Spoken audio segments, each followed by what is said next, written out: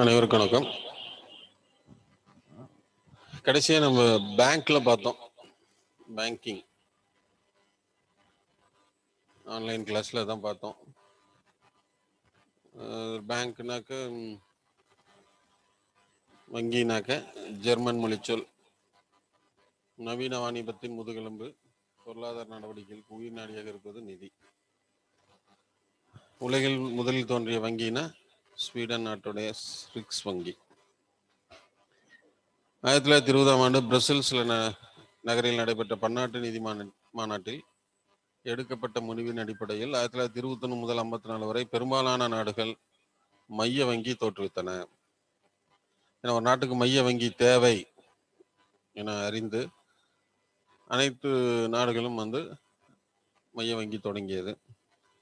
நம்ம 1921 தென்னாப்பிரிக்கா ரிசர்வ் வங்கி, சீன வங்கி, நியூசிலாந்து ரிசர்வ் வங்கி, ஸ்லோவன் ரிசர்வ் வங்கி போன்ற வங்கிகள் நிறைய தோற்றுவிக்கப்பட்டன. இந்தியாவில் பார்த்தீங்கன்னா 35ல் இந்திய ரிசர்வ் வங்கி அல்லது இந்த மைய வங்கி ரிசர்வ் பேங்க் ஆஃப் இந்தியா அப்படின்னு சொல்லி தொடங்குச்சு.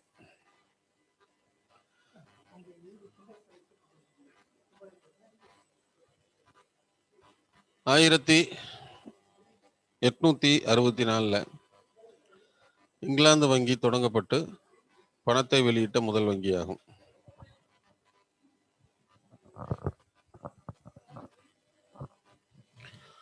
1864 இங்கிலாந்தில் தொடங்கப்பட்ட முதல் மைய வங்கி.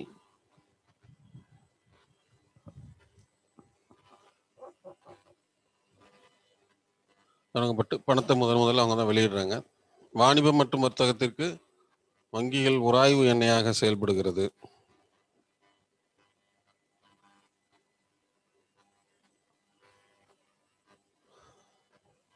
இந்தியாவில் தொடங்கப்பட்ட முதல் வங்கினாக்க இந்துஸ்தான் வங்கி 1770. லாபத்திற்காக செயல்படும் வணிக வங்கிகளை நம்ம என்னன்னு சொல்றோம்னா வணிக வங்கிகள்னு சொல்லுவோம். அமெரிக்காவுடைய மைய வங்கியினுடைய பேர் என்னன்னா ஃபெடரல் ரிசர்வ் பேங்க் அப்படின்னு சொல்றது. Federal reserve bank. ஏன்னா மற்ற நாட்டோட வங்கி பேர்லாம் பார்த்தீங்கன்னாக்க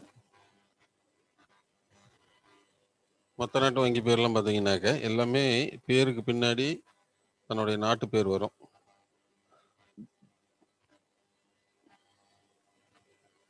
ஆனா அமெரிக்கா நாட்டு வங்கி பேர் மட்டும் வராது. நம்ம இப்போ ரிசர்வ் பேங்க் ஆஃப் இந்தியான்னு கொடுக்குறோம்.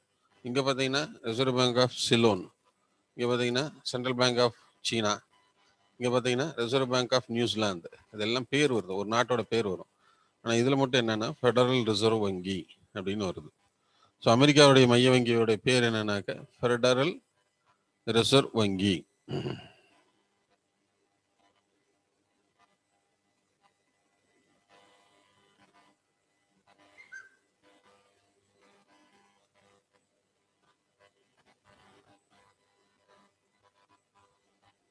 ரிசர்வ் வங்கி.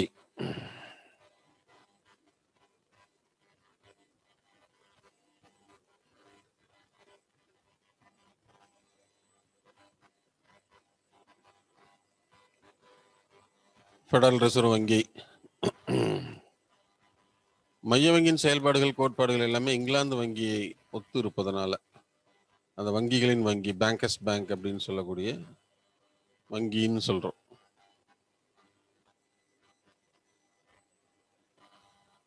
ஒரு சின்ன கிளாரிஃபிகேஷனு, ஏபிசி 3 கிளாஸ்லையும் யாராவது ஒருத்தர் என்ன நடத்தியிருக்கேன்னு சொன்னீங்கன்னா கொஞ்சம் சௌரியமா இருக்கும். இல்லைன்னா சேட் பண்ணுங்க.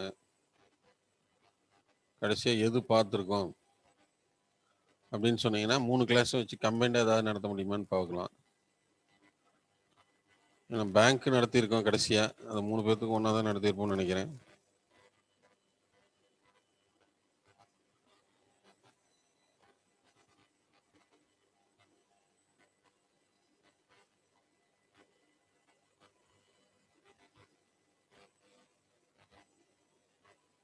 ஓகே, சதீஷ் முருகானந்தம். எந்த கிளாஸ்ன்னு போடலையா நீங்க? A class, B class?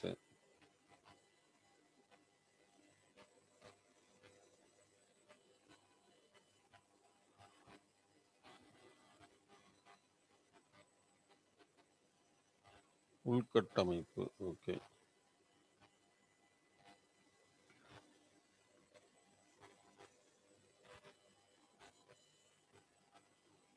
C class சொல்லுங்க.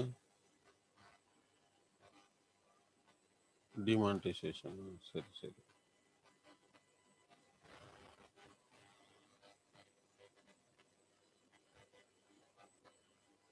சரி, ஓகே.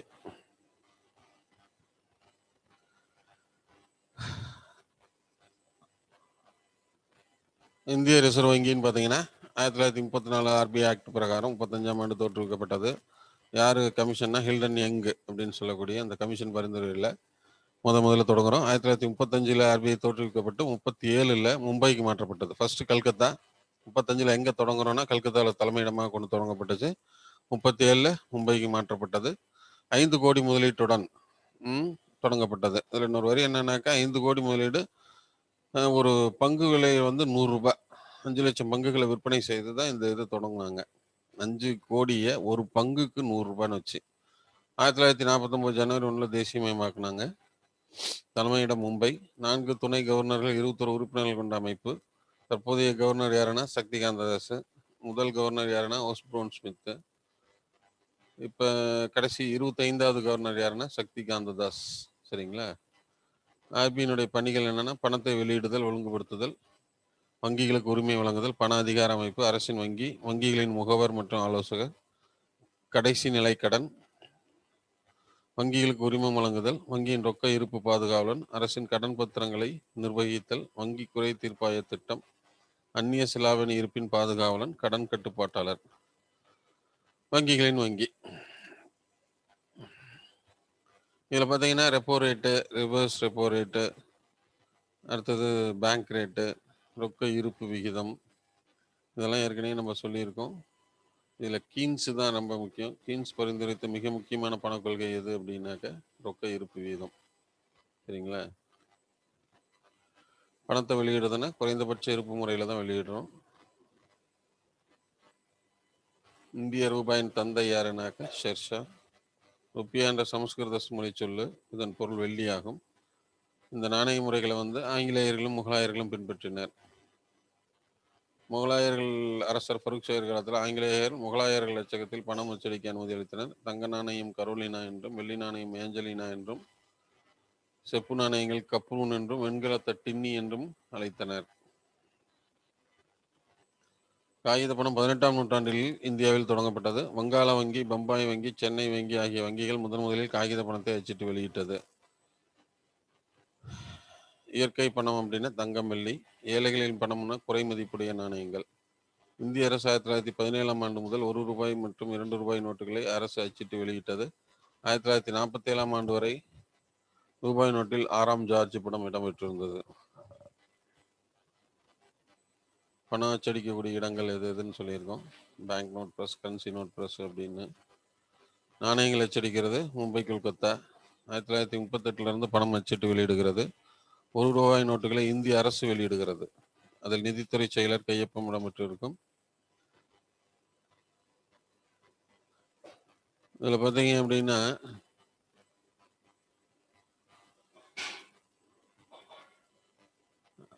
பேங்க் நோட்டுன்னு சொல்லுவோம். சரிங்களா? வங்கி அச்சடித்து வெளியிடுறது 2 ரூபா அதுக்கு மேலே இருக்கக்கூடிய ரூபாய் நோட்டுகள். 2, 5, 10, 20, 50, 100, 200, 500, 2000 இந்த நோட்டுகள் எல்லாமே வங்கி நோட்டுகள்னு சொல்லுவோம். இதெல்லாமே வெளியிடுறது ஆர்பிஐ. சரிங்களா? 1 ரூபாய் மற்றும் அதன் கீழே இருக்கக்கூடிய நாணயங்களை அச்சிட்டு வெளியிடுறது இந்த மைய அரசு. சரிங்களா? அல்லது நிதி அமைச்சகம். மைய அரசுன்னு போட்டுங்க. மத்திய அரசு தான் இதை வந்து வெளியிடுகிறது. இந்த டினாமினேஷனில் இருக்கக்கூடிய நோட்டுகள் வங்கி நோட்டுகள்னு சொல்லுவோம். அதை வெளியிடுறது ரிசர்வ் பேங்க் ஆஃப் இந்தியா. அதே மாதிரி இந்த நாணயங்கள் அச்சடிக்கிறாங்க பார்த்தீங்களா, இது எல்லாமே மத்திய அரசு வெளியிடுகிறது. சரிங்களா? இந்த 1 ரூபாயிலிருந்து 1 ரூபாய் மற்றும் நாணயங்கள் இது ரெண்டுமே யார் வெளியிடுறாங்கன்னா மத்திய அரசு வெளியிடுது. சரிங்களா? தற்போது கடன் அட்டை, ரொக்க அட்டை, இந்த மாதிரி நிறைய ஃபாரெக்ஸ் கார்டு, அந்நிய செலாவணி அட்டை, சூட்டி அட்டை, நெகிழி பணங்கள் எல்லாமே தற்போது புழக்கத்தில் இருக்கு.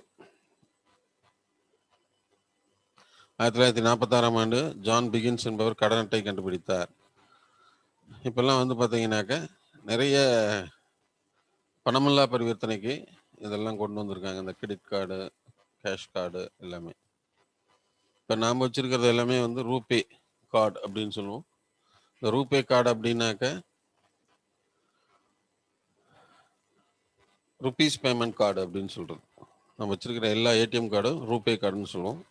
ருபீஸ் பேமெண்ட் கார்டுன்னு சொல்கிறது. எதுக்கு அது ருபீஸ் பேமெண்ட்டுன்னு சொல்கிறோம் அப்படின்னா, அந்த நம்ம அக்கௌண்ட்டில் பணம் இருந்ததுன்னா அதை ஒபே பண்ணும், பணம் இல்லைன்னா ஒபே பண்ணாது, அவ்வளோதான். ஸோ அதனால் ருபீஸ் பே பண்ணக்கூடிய கார்டு தான் ருபீஸ் பேமெண்ட் கார்டுன்னு சொல்கிறோம். அதுக்கப்புறம் ஆர்பிஐ வந்து பண அளிப்பை வந்து 4 வகையாக பிரிச்சுள்ளது. 4 வகையான வகைப்படுத்திருக்குது ஆர்பிஐ பண அளிப்புன்னு சொல்லக்கூடியது. அதில் M1ங்கிறது புழக்கத்தில் உள்ள பணம், மணி ஒன் அதுதான் கணக்கு. M1ன்னா வேற ஒன்றும் கிடையாது, மணி ஒன் புழக்கத்தில் உள்ள பணம், நாணயங்கள். M2னா M1 ப்ளஸ் அஞ்சலக கேட்பு சேமிப்பு வங்கி சேமிப்பு வைப்புகள். M3னா M2 ப்ளஸ் அனைத்து வங்கிகள் கூட்டு வங்கிகள். M4 அப்படின்னா M3 ப்ளஸ் அஞ்சலக மொத்த வைப்புகள். இதில் M1 M2 குறுகிய பணம், M3 M4 வந்து விரிவான பணம்னு சொல்லுவோம். மெயினாக வந்து இதை தான் சொல்லுவோம். குறுகிய பணம்னா M1, விரிவான பணம்னா M3ன்னு சொல்கிறது. அடுத்தது பண குறியீடு. இதை வடிவமைச்சவர் யாருன்னா உதயகுமார். எந்த இந்திய அரசு வந்து ஜூலை 5, 2010 அன்று மத்திய அமைச்சரவை ஒப்புதல் தந்தது. மத்திய அமைச்சரவை கேபினட் அமைச்சரவை வந்து ஒப்புதல் கொடுத்தது.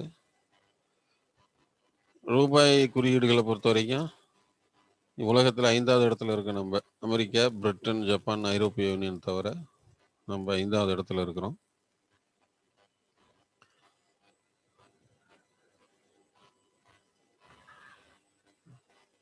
அடுத்து கட்டளை பணம். புழக்கத்தில் உள்ள ரூபாய் நோட்டுகளை இந்திய அரசால் வெளியிடப்படும் நோட்டுகள், இது கட்டளை பணம்னு சொல்லுவோம். காசோலை வரையறை காலம்னா 6 மாதத்திலிருந்து 3 மாதமாக குறைக்கப்பட்டுள்ளது 2012 வங்கி சீர்திருத்தம் 1991 ஆண்டு நரசிம்மன் தலைமையில் வங்கித்துறையை சீரமைக்க ஏற்படுத்தப்பட்டது.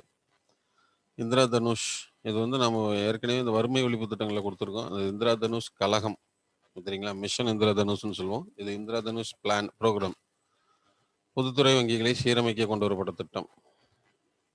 விஷன் 2018 அப்படின்னாக்கா பணமில்லா பரிவர்த்தனைக்காக ஆர்பிஐ கொண்டு வந்த தொலைநோக்கு திட்டம். அடுத்து கருப்பு பணம். கருப்பு பணத்தை இணை பொருளாதாரம் என அழைக்கப்படுகிறது. கருப்பு பணத்தை பற்றி ஆராய கவிதா ராவ் தலைமையில் 2011 ஆண்டு குழு அமைக்கப்பட்டது. 2012 இக்குழு தனது அறிக்கையில் எதில் கருப்பு பணம் இருக்குது, ரியல் எஸ்டேட்டு, தொலைத்தொடர்பு போன்றவற்றில் அதிக அளவு புழக்கத்தில் உள்ளதாக அறிக்கை வெளியிடப்பட்டது. மொத்த உள்நாட்டு உற்பத்தியில் எவ்வளோ சதவீதம் இருக்குது? 10% கருப்பு பணம் உள்ளதாக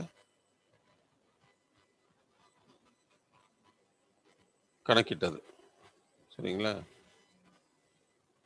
முதல் குழு 75-76 போட்டாங்க கருப்பு பணம் பற்றியது. அதுக்கப்புறம் தான் வந்து இந்த தானாக முன் வந்து தாக்கல் செய்யும் திட்டம், வாலண்டரி டிஸ்க்ளோசர் இன்கம் ஸ்கீம்னு சொல்லி கொண்டு வந்தாங்க 1997. அப்போதைய நிதியமைச்சர் சிதம்பரம் திட்டத்தை அறிமுகப்படுத்தினார். எவ்வளோ பணம் இருந்தாலும் 30% வரி செலுத்தி நாம் வந்து வருமான கணக்கை தாக்கல் செய்யலாங்கிறத அறிவுறுத்திய திட்டம். அடுத்தது உள்நாட்டு கருப்பு பணம் பதுக்கியவர்கள் தானாக முன் வந்து தகவல் அளிக்கும் திட்டம் வந்து ஜூலை 1, 2015 முதல் செப்டம்பர் 30, 2015 வரை அவகாசம் வழங்கப்பட்டது. இதில் 45% வரி விதிச்சாங்க. அப்படின்னா வருமான வரி 30, கூடுதல் வரி 7.5, அபராதம் 7.5. இரண்டாவது முறையாக 2016 அதே திட்டம் கொண்டு வந்தாங்க. அதுக்கப்புறம் தான் மூணாவதாக என்ன பண்ணுறாங்கன்னா உயர் மதிப்புள்ள நோட்டுகள் டிமானிட்டைசேஷன் அப்படின்னு சொல்கிறது. உயர் மதிப்புள்ள நோட்டுகள் செல்லாது, புழக்கத்தில் உள்ள 500, 1000 ரூபாய்கள் செல்லாதுன்னு அறிவிக்கப்பட்டது. 8/11/2016 அன்று புழக்கத்தில் உள்ள 500, 1000 ரூபாய் நோட்டுகள் செல்லாது என பிரதமர் மோடி அறிவித்தார். 8/11/2016. இந்தியாவில் இதுவரை 3 முறை உயர் மதிப்புள்ள நோட்டுகள் செல்லாது என அறிவிக்கப்பட்டிருக்கு.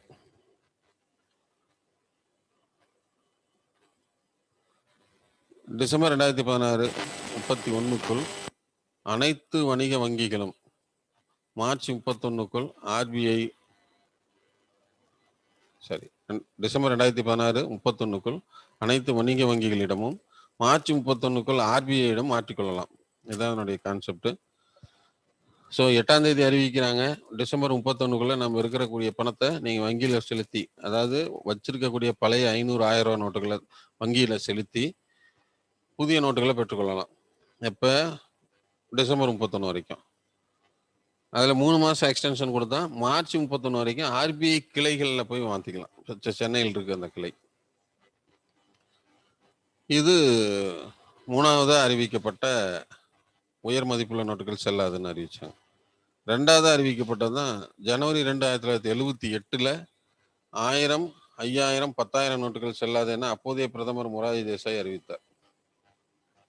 அதுக்கு முன்னாடி பார்த்தீங்கன்னா ஜனவரி 1 1946 புழக்கத்தில் உள்ள 500 1000 10,000 ரூபாய் நோட்டுகள் செல்லாது என அறிவிக்கப்பட்டது. ஏன்னா 46 சொல்லியிருக்காங்கன்னா அதுக்கு என்ன ரீசன் அப்படின்னாக்க, அப்போ நம்ம தான் ஏற்கனவே சொல்லியிருக்கோம்ல, 47 வரைக்கும் 6ஆம் ஜார்ஜோட படம் இடம்பெற்றிருந்தது அப்படின்னு சொன்னாங்க, அப்படின்னு சொல்லியிருக்கோம். ஸோ அந்த நோட்டுகளை நம்ம அதுக்கு மேலே பயன்படுத்த முடியாதுன்னு சொல்லிட்டு அந்த நோட்டுகள் எல்லாம் என்ன பண்ணுறாங்கன்னா தள்ளுபடி பண்ணிட்டாங்க, ரத்து செஞ்சுட்டாங்க. புதிய நோட்டுகளை நம்ம புழக்கத்தில் கொண்டு வந்தோம், ஏன்னா சுதந்திரம் அடைஞ்ச உடனே. ஸோ அது கரெக்டு. 2வது 78 பார்த்தீங்கன்னா இந்த 5000 10,000 ரூபாய் நோட்டுகள் இருந்தது, அது செல்லாதுன்னு அறிவிக்கப்பட்டுச்சு. அடுத்து 1987 500 ரூபாய் நோட்டும் 1987 500 ரூபாய் நோட்டும் 2000 1000 ரூபாய் நோட்டும் மீண்டும் வெளியிடப்பட்டது. ஸோ இந்த டிமானிட்டைசேஷன் எப்போனாக்க 78க்கு அப்புறம் நம்ம 100 ரூபா தான் அதுக்குள்ள ஹையஸ்ட் வேல்யூவாக இருந்துச்சு. அதுக்கப்புறம் 87 தான் 500 ரூபா நோட்டு வெளியிட்டாங்க. 2000 1000 ரூபா நோட்டு வெளியிட்டாங்க. 2005 முன் வெளியிடப்பட்ட 500 ரூபாய் நோட்டுகள் 2014 டிசம்பர் 31 திரும்ப பெறப்பட்டது. 2005க்கு முன்னாடி எப்பன்னா 87 2005 வரைக்கும் வெளியிட்ட பணத்தை அரசு பேங்க் மூலியமா வந்துச்சுனாக்க அதுக்கு பதிலாக புது நோட்டுகளை கொடுத்தாங்க, புது 500 ரூபா நோட்டை கொடுத்தாங்க. அடுத்தது பணம் வழங்கும் வங்கி.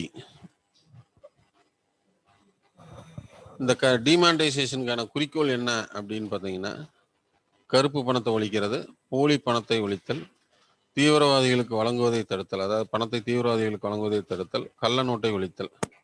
இந்த 4 கான்செப்டுக்காக வந்தது. அடுத்து பணம் வழங்கும் வங்கி. பேடிஎம் என்பது இந்தியாவில் மின்னணு வர்த்தக பணம் வழங்கும் முறையாகும். விஜய் சர்மா கேல்கர் என்பவர் ஆகஸ்ட் 2015 அன்று ரிசர்வ் வங்கியிடம் உரிமை பெற்று தொடங்கினார். தற்போது 6 விதமான பேங்க் இருக்கு. அதில் ஏர்டெல் பேமெண்ட் பேங்க்கு, இந்தியன் போஸ்ட் பேமெண்ட் பேங்க்கு, ஐபிபின்னு சொல்லுவோம், பேடிஎம், ஃபினோ பேமெண்ட் பேங்க்கு, ஆதித்யா பிர்லா பேமெண்ட் பேங்க்கு, ஜியோ பேமெண்ட் பேங்க். இந்த 6 விதமான பேமெண்ட் பேங்க் இருக்கு, சிறு வங்கிகள்.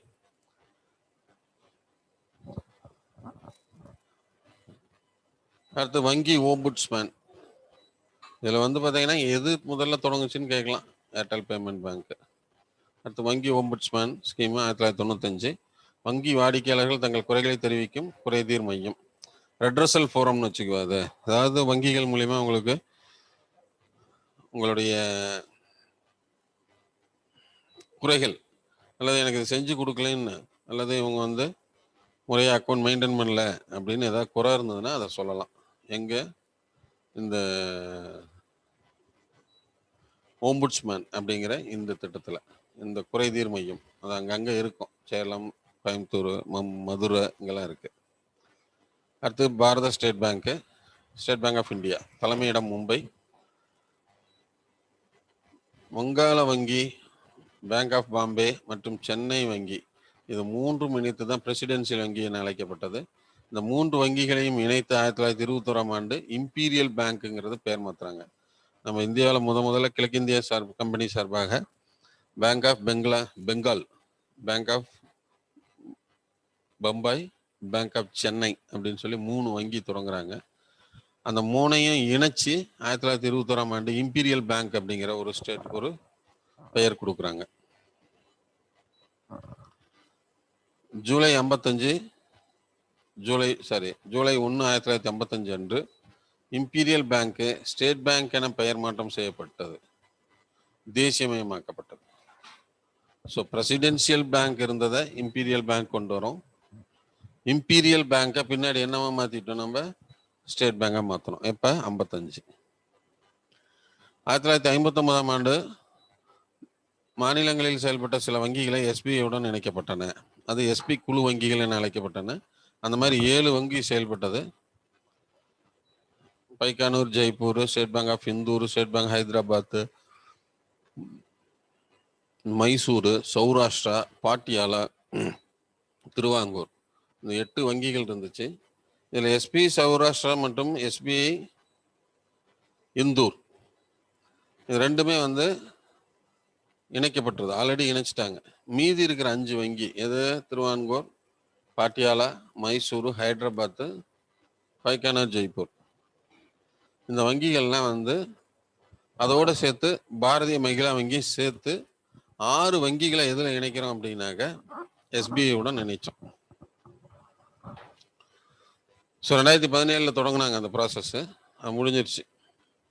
ஸோ இப்போ எதுவுமே இந்த மாதிரி state bank of Mysuru, state bank of Saurashtra அப்படிங்கிறதுலாம் இல்லை, எல்லாமே பாரத ஸ்டேட் பேங்க் அப்படின்னு வந்துடும்.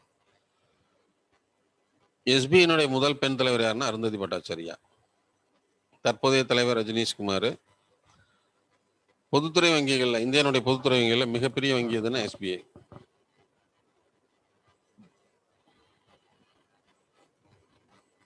அடுத்து வங்கிகள் தேசியமயம்.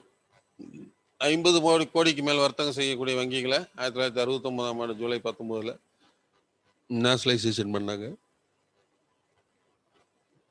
இது என்னென்ன பேங்க்னு லிஸ்ட் கொடுத்துருக்க பாருங்க. Central bank of India, bank of India, Punjab national bank, Canara bank, united commercial bank,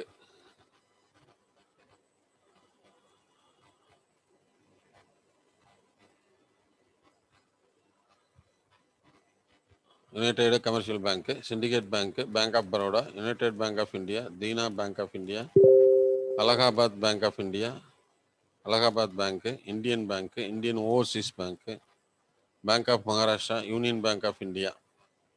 1980 April 15 அன்று 20 கோடிக்கு மேல் வர்த்தகம் செய்யும் 6 வங்கிகளை இந்திரா காந்தி தேசியமயமாக்கினார். ஃபர்ஸ்ட் பார்த்தீங்கன்னா இது 20 கோடி இல்லை, 200 கோடி, 200 கோடிக்கு மேலே. ஃபர்ஸ்ட் பார்த்தீங்கன்னா 50 கோடி 69ல், 80ல் பார்த்தீங்கன்னாக்க 200 கோடி. இந்த இடத்துல ஆந்திரா வங்கி, பஞ்சாப் சிந்து வங்கி, new bank of India, Vijaya வங்கி, corporation bank, oriental bank of commerce. August 30, 2019 அன்று மீண்டும் சில வங்கிகள் இணைக்கப்பட்டது. அதில் ஓரியண்டல் பேங்க் ஆஃப் வங்கியை பஞ்சாப் நேஷனல் வங்கியுடன் இணைச்சிட்டோம். பொதுத்துறை வங்கியில் 2வது பெரிய வங்கி. அடுத்து சிண்டிகேட் வங்கியை கனரா வங்கியுடன் இணைக்கப்பட்டது. ஆந்திரா வங்கி, கார்பரேஷன் வங்கி ஆகியவை யூனியன் வங்கியுடன் இணைக்கப்பட்டது. அலகாபாத் வங்கி இந்திய வங்கியுடன் இணைக்கப்பட்டது, இந்தியன் பேங்க். ஸோ மறுபடியும் ஒரு மெர்ஜ் வந்தாங்க. அப்போ 30, 2019 ஆகஸ்ட் 30, 2019 அன்று மீண்டும் வங்கிகள் இணைச்சாங்க. ஆல்ரெடி ஒரு நியூ பேங்க் ஆஃப் இந்தியாங்கிறது பஞ்சாப் நேஷனல் பேங்கோட இணைஞ்சிருச்சு. இப்போ மறுபடியும் என்ன பண்ணுறாங்கன்னா ஓரியண்டல் பேங்க் ஆஃப் வங்கியை ஓரியண்டல் பேங்க் ஆஃப் காமர்ஸ் அந்த வங்கி பஞ்சாப் நேஷனல் வங்கியுடன் இணைச்சிட்டாங்க. சிண்டிகேட் வங்கி கனரா வங்கியுடன் இணைச்சிட்டாங்க. ஆந்திரா கார்பரேஷன் வங்கி யூனியன் வங்கியுடன் நினைச்சிட்டாங்க. அலகாபாத் வங்கி இந்திய வங்கியுடன் நினைச்சிட்டாங்க. மொத்தம் 27 பேங்க் இருந்தது. ஆல்ரெடி 6 பேங்க் மெர்ஜ் ஆகி போச்சு. அப்போ 21 இருந்தது. அதுக்கப்புறம் பார்த்தீங்கன்னா இதில் 1, 2, 3, 4, 5 இதெல்லாம் இணைச்சிட்டாங்க. ஸோ இந்த 5 வங்கி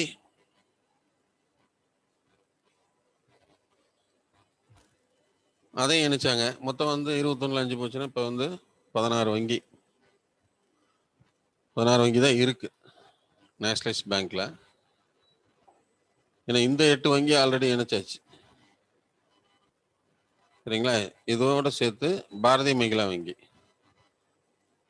ஸோ இந்த வங்கி இணைச்சிட்டோம், 9 வங்கி. 27ல் 9 போச்சுன்னா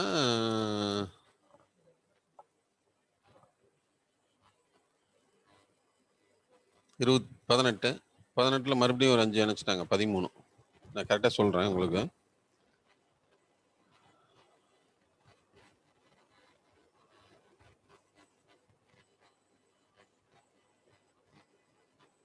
ஸோ மீண்டும் ஒரு வங்கி இணைப்பு தான் 2019ல் இதுக்கான வாய்ப்பு இருக்கு. எந்த ஆண்டு வந்து மீண்டும் வங்கிகள் இணைக்கப்பட்டது அப்படின்னு சொல்லி கேட்பாங்க. அந்த வங்கி அடிப்படையில் இதெல்லாம், இந்த பேங்க்லாம் நம்ம வந்து சொல்லலாம். ஓரியண்டல் பேங்க்னா பஞ்சாப் நேஷனல் வங்கியோட இணைச்சோம். சிண்டிகேட் பேங்க்னா கனரா வங்கி, ஆந்திரா வங்கி, கார்பரேஷன் வங்கி, யூனியன் வங்கியோட நினைச்சோம். அலகாபாத் வந்து இந்திய வங்கியோட நினைச்சிட்டோம்.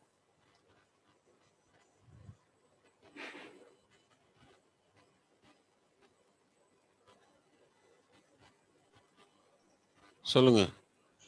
Sir good morning sir. ஒரு சின்ன டவுட்டுங்க சார். சார் நேஷனலைஸ்டு பேங்கா சொல்லிட்டு இந்திரா காந்தி அவங்க ஆட்சி பீரியட்ல பண்ணனதா சொன்னாங்க சார்.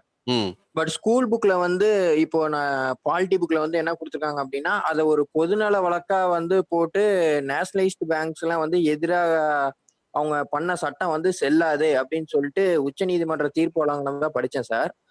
அப்போ அப்போ வந்து எப்படி அவங்க நேஷனலைஸ்ட் பேங்கா மாத்திருப்பாங்க சார்? ஒரு ஏன்னா பிரைவேட்ல இருந்து நேஷனலைஸ் பண்ணும்போது அதுக்கு என்ன மாதிரியா ஒரு சட்டம் போட்டு பண்ணிருப்பாங்க சார்? டவுட் எல்லாம் கடைசியில கேட்கலாமே. சரிங்க சார். Okay sir. தேங்க்யூ. நான் சொல்றேன் இருந்தாலும். சரிங்க சார். அதாவது என்னன்னா கவர்மெண்ட் டெசிஷன் தான், சரிங்களா? ஒரு மசோதா தாக்கல் பண்றாங்க அப்படின்னா அதுக்கு பெரும்பான்மை இருந்ததுன்னா, பார்லிமெண்ட்ல பெரும்பான்மை இருந்ததுன்னா அது சட்டமாயிரும். சட்டம் வந்ததுன்னா இம்ப்ளிமெண்ட் பண்றது தான், வேற ஒன்றும் கிடையாது. ஓகேங்க சார். இல்ல அதுதான், அதுக்கு வந்து பொதுநல வழக்கா போட்டு அதை வந்து மறுபடியும் கேன்சல் பண்ணிட்டதா. இல்ல இல்ல இல்ல இல்ல பண்ணல அந்த மாதிரி எதுவும் இல்ல. ஸ்கூல் புக்ல படிச்சேங்க சார், அதான் கேட்டேன். ஓகே. இல்ல அது நல்லா தெளிவா. எந்த ஸ்கூல், எந்த எந்த எந்த இதுல படிச்சீங்க? எந்த sir 12th polity book sir. Quality புக்ல படிச்சீங்களா? Yes sir. என்ன அந்த வரி அப்படியே சொல்லுங்க, ஏதாவது ஞாபகம் இருக்கா? சார் அது இப்போ கையில இல்லைங்க சார். வேணுமா நான் என் கிளாஸ் முடிஞ்சிட்டு நான் சொல்றேன் சார். லாஸ்ட் அந்த இது எடுத்து பார்த்துட்டு சொல்றேன் சார். இந்த கிளாஸ் முடியும் போது சொல்றேன் சார். முடியும் போது அதுல என்ன வேர்டு இருக்குன்னு சொல்லுங்க. ஓகேங்க சார். Thank you sir. சரி.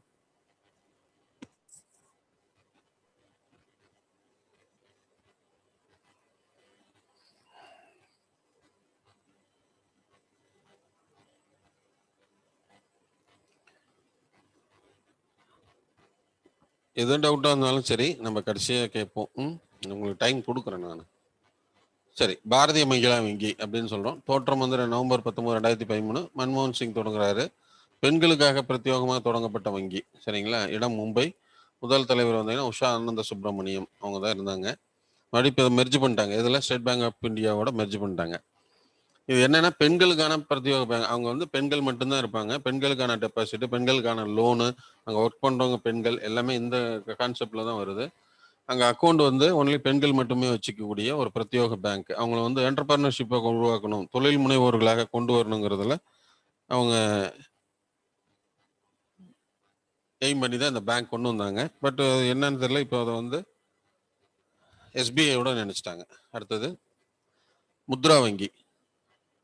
இந்த முத்ராங்கிறது தான் இந்த word, micro units development and refinance agency. அதாவது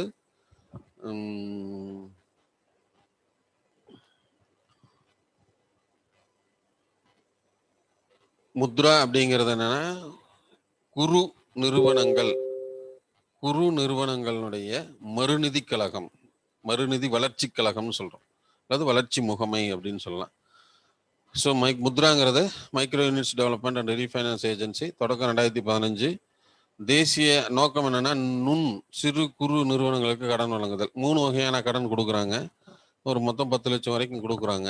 ஸோ ஏதாவது ஒரு தொழில் தொடங்குறாங்க அப்படின்னாக்க அவங்களுக்கு இந்த கடன் கொடுக்குறாங்க. இது இப்போ இருக்கிற கவர்மெண்ட் வந்து தொடங்குச்சு. 2015 இது ஒரு திட்டமாக கொண்டு வந்தாங்க.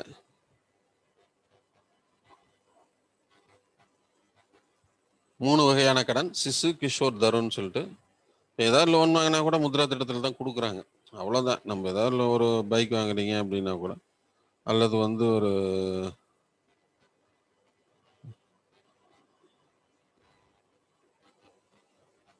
சின்னதாக தொழில் தொடங்க கடன் வாங்கினாலும் எல்லாத்துக்கும் இதில் தான் கொடுக்குறாங்க. சரிங்களா. அடுத்தது வட்டார கிராம வங்கி, இது தமிழ்நாட்டில் இல்லை, வட இந்தியாவில் இருக்கு. ஆர்ஆர்பின்னு சொல்லுவோம், ரீஜனல் ரூரல் பேங்க். எப்போ தொடங்குச்சுன்னா 1975 தொடங்குச்சு. சரிங்களா. சமுதாயத்தில் நலிவடைந்த பிரிவினருக்கு குறைந்த வட்டியில் கடன் கொடுக்கறது. கூட்டுறவு வங்கி போன்ற வேளாண்மைக்கும் கடன் வழங்குது. சரிங்களா. இது யூபி, பீகார் அந்த மாதிரி இப்போ ஸ்டேட்லலாம் இது இருக்கு. முதல் கிளை தொடங்கப்பட்டதுன்னா அக்டோபர் 2, 1975. ஞாபகம் வச்சுங்க. ஆர்ஆர்பி அடிக்கடி கேட்கக்கூடிய கொஷின், வட்டார கிராம வங்கி எந்த ஆண்டு தொடங்கப்பட்டதுன்னு தான் கேட்பாங்க. அடுத்தது கூட்டுறவு வங்கிகள். கூட்டுறவு வங்கிங்கிறது வந்து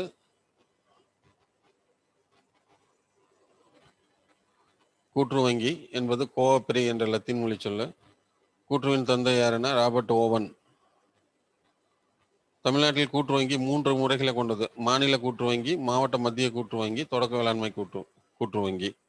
இந்த தொடக்க வேளாண்மை கூட்டுறவு வங்கி தான் நம்ம கிராமந்தோறும் இருக்கிறது. இதுல வாங்கின விவசாய கடனை தான் தமிழக அரசு தள்ளுபடி பண்ணியிருக்கு, பயிர்க்கடன். சரிங்களா. இந்த மாதிரி இருக்கக்கூடிய தொடக்க வேளாண்மை கூட்டுறவு வங்கிக்கு ஒரு 50 பேங்குக்கு ஒரு ஹெட் ஆஃபீஸ் இருக்கும். அதுதான் மாவட்ட மத்திய கூட்டுறவு வங்கின்னு சொல்லுவோம். இது டிஸ்ட்ரிக்ட் லெவலில் இருக்கும். அப்புறம் மாநில லெவலில் ஒன்று இருக்கும். அவ்வளோதான். விவசாயிகளுக்கு குறுகிய கால மத்திய கால கடன்களை இந்த வங்கிகள் கொடுக்கின்றன. விவசாயியோட நேரடியான தொடர்பு இருக்கக்கூடிய வங்கி எதுன்னா இந்த தொடக்க வேளாண்மை கூட்டுறவு வங்கி. அடுத்து நிலவள வங்கி. நில அடமான வங்கி என்ற பெயரில் 1929 தொடங்கப்பட்டு 1966-67 நிலவள வங்கி என பெயர் மாற்றம் செய்யப்பட்டது. நிலத்தை அடமானகம் பெற்றுக்கொண்டு விவசாயிகளுக்கு நீண்ட கால கடன்களை கொடுக்கிறது. கூட்டுறவு வங்கி வந்து குறுகிய மத்திய கால கடன்களை மட்டும்தான் தர முடியும்.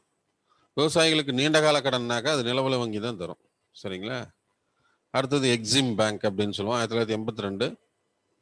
அது பேரே பார்த்தீங்கன்னா எக்ஸிம் அப்படின்னா ஏற்றுமதி இறக்குமதி, எக்ஸ்போர்ட்டு, இது இம்போர்ட்.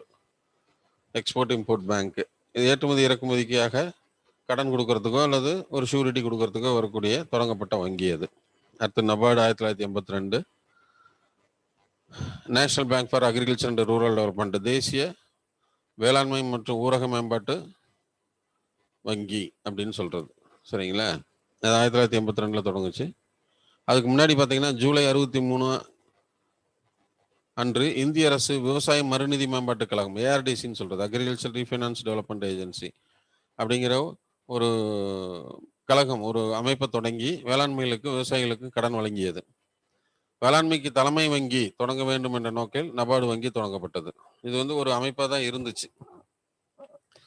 எப்படி அப்படின்னாக்க மத்திய அரசு வந்து சேந்தமங்கலத்திலேயோ நாமக்கல்லையோ வேலூர்லேயோ வந்து அவங்க ஒரு பேங்க்குக்கு கடன் கொடுக்கலாம் அப்படின்னு நேரடியாக கடன் கொடுக்க முடியாது. ரிசர்வ் பேங்க் பணத்தை வெளியிடும், மத்திய அரசு திட்டம் கொண்டு வரும். இண்டஸ்ட்ரியல் பேங்க்கு அப்படின்னாக்க நம்ம இண்டஸ்ட்ரியலில் என்னென்ன பேங்க் இருக்குது அப்படின்னு பார்ப்பாங்க. ஸோ ஐடிபிஐன்னு சொல்லுவோம், industrial development bank of India. தொழில்துறைக்கு மொத்தமாக நிதி அதுக்கிட்ட கொடுத்துருவாங்க. தொழில் தொடங்குறவங்களுக்கு எல்லாத்துக்கும் சேர்த்து எத்தனை பேங்க் இருந்தாலும் சரி, அது ஒரு ஹெட் ஆஃப் இன்ஸ்டியூஷன் இருக்கும், அது கொடுத்துருவாங்க.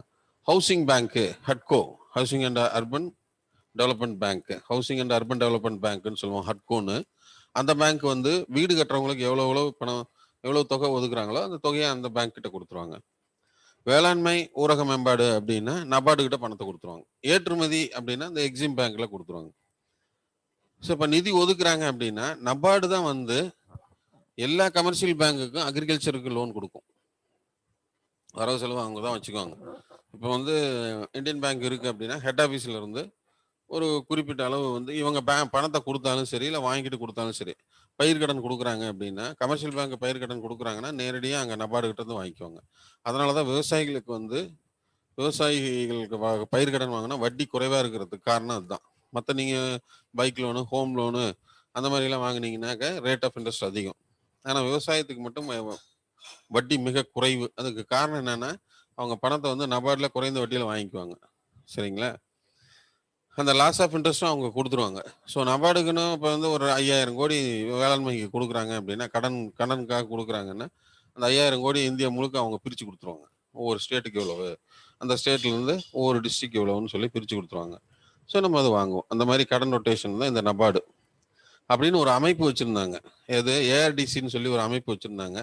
அது செயல்பாடு அதிகமாக இருக்கிறதுனால அதுக்காக பிரத்யோக ஒரு அப்பெக்ஸ் இன்ஸ்டிடியூஷனை கொண்டு வரலான்னு சொல்லிட்டு தான் தலைமை வங்கியாக நபார்டு தொடங்குறாங்க.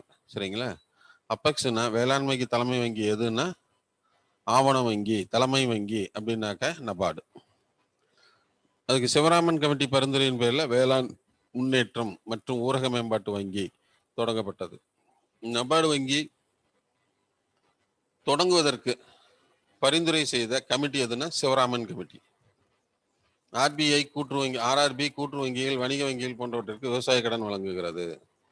ஊரக பகுதிகளில் உள்கட்டமைப்பு ஏற்படுத்தவும் சாலை வசதி ஏற்படுத்தவும் மாநில அரசிற்கு நீண்டகால கடன்களை கொடுக்குது. கிராமப்புற தொழில், கைத்தொழில், கைவினை தொழில், கைத்தொழில் போன்றவற்றிற்கும் கடன் வழங்குகிறது. இதெல்லாம் வந்து என்னன்னாக்கா நேரடியா அவங்க பணம் கொடுக்க மாட்டாங்க, ஆனா பேங்க்ல கொடுப்பாங்க. பிரான்ச்ல கொடுத்து அவங்க வந்து கடன் கொடுப்பாங்க. ஸோ விவசாயிக்கு ஒரு ஹெட் ஆஃப் பேங்க் அப்படின்னாக்க இந்த நபார்டு. அது பேங்கிங்னு சொல்லுவோம். நிகழ்நிலை வங்கி முறை ஆன்லைன் பேங்கிங் எனவும், இணைய வங்கி முறைனாக்கா இன்டர்நெட் பேங்கிங் அப்படின்னு சொல்லுவோம். இது மெய்நிகர் வங்கி முறை விர்ச்சுவல் பேங்கிங். வழக்கமான வங்கி முறையுடன் ஒப்பிடும்போது பரிவர்த்தனைகளுக்காக செலவையும் நேரத்தையும் பெருமளவு குறைக்கிறது. இதில் தான் 2 சொல்கிறோம், ஆர்டிஜிஎஸ், நெஃப்ட்னு சொல்கிறோம். அது உங்களுக்கே தெரியும். நெஃப்ட்னா தேசிய மின்னணு நிதி பரிமாற்றம். இது வந்து நிகழ்நேரத்தில் பண பரிமாற்றம். ஆர்டிஜிஎஸ்ங்கிறது ஒரு வங்கி வாடிக்கையாளர் தனது கணக்கிலிருந்து பணத்தை மற்ற வங்கியின் எந்த ஒரு கிளையில் உள்ள கணக்கு வைத்திருக்கும் மற்றொரு வாடிக்கையாளருக்கு பணத்தை விரைவாக அனுப்பும் விரைவாக மாற்றும் முறையாகும். நெஃப்ட் என்பது தேசிய மின்னணு வழி பரிவர்த்தனை. இதான் நெஃப்ட், தேசிய மின்னணு வழி பரிவர்த்தனை ஆகும். இதில் அரை மணி நேரத்துக்கு ஒரு முறை தொகுப்பாக பண பரிவர்த்தனை மேற்கொள்கிறது. காலை 8 மணி முதல் 23 தொகுப்புகளாக பண பரிவர்த்தனை மேற்கொள்ளப்படும். ஆர்டிஜிஎஸ் என்பது 9 மணிக்கு மேல் மாலை 4:30 வரை நிகழ்நேரத்தில் பண பரிமாற்றம் செய்யப்படும். ஜூலை 1, 2019 முதல் 6 மணி வரை இந்த ஆர்டிஜிஎஸ் பணம் பரிமாற்றம் மேற்கொள்ளலாம். ஆனால் ஆர்டிஜிஎஸ்ல பணம் அனுப்பணும்னா குறைந்தது 2 லட்சம் அனுப்ப வேண்டும். மினிமம் 2 லட்சம், மேக்சிமம் நீங்க எவ்வளவு வேணாலும் வச்சுக்கலாம்.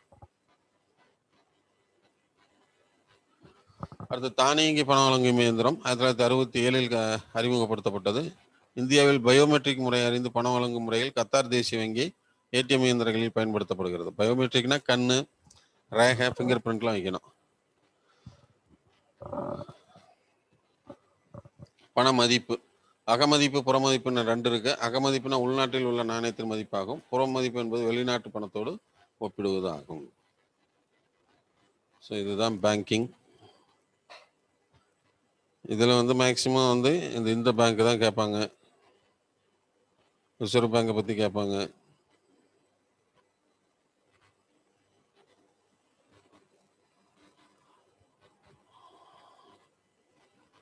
அடுத்தது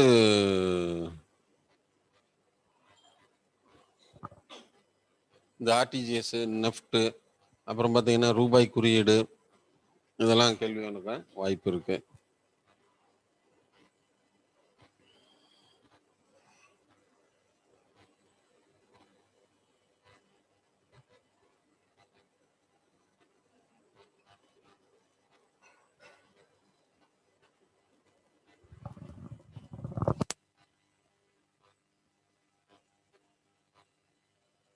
ஏதாவது உங்களுக்கு டவுட்டுன்னா கேளுங்க.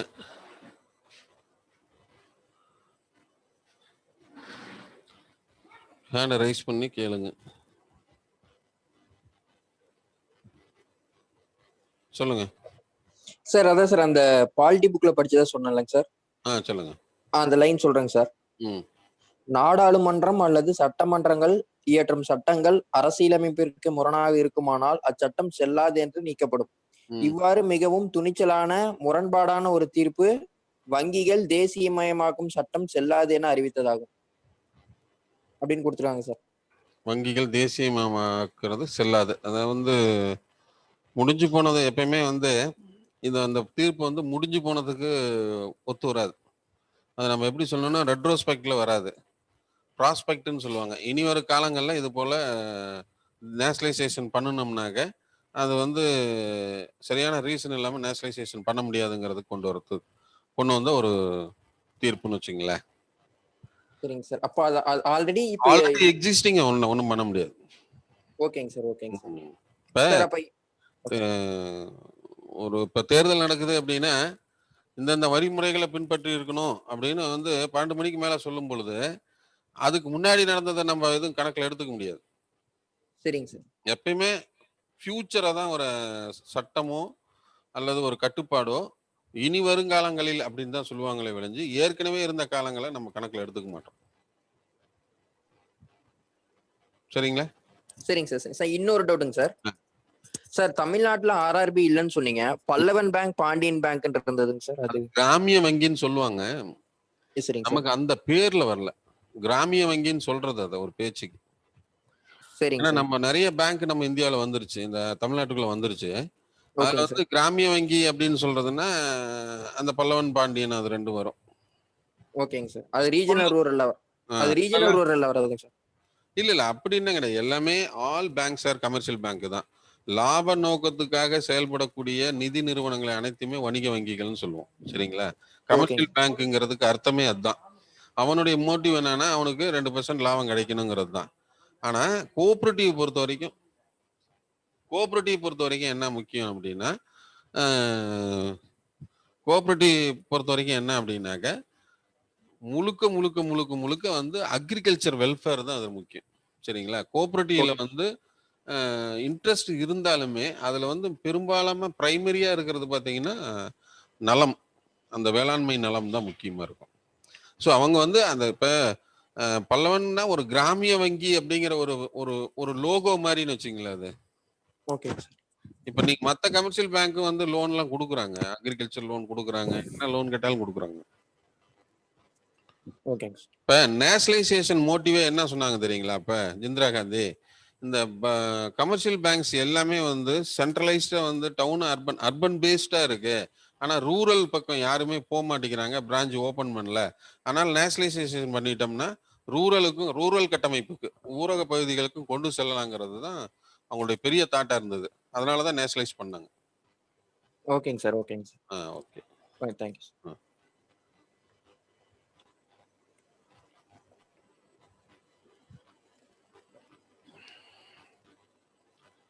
அடுத்தது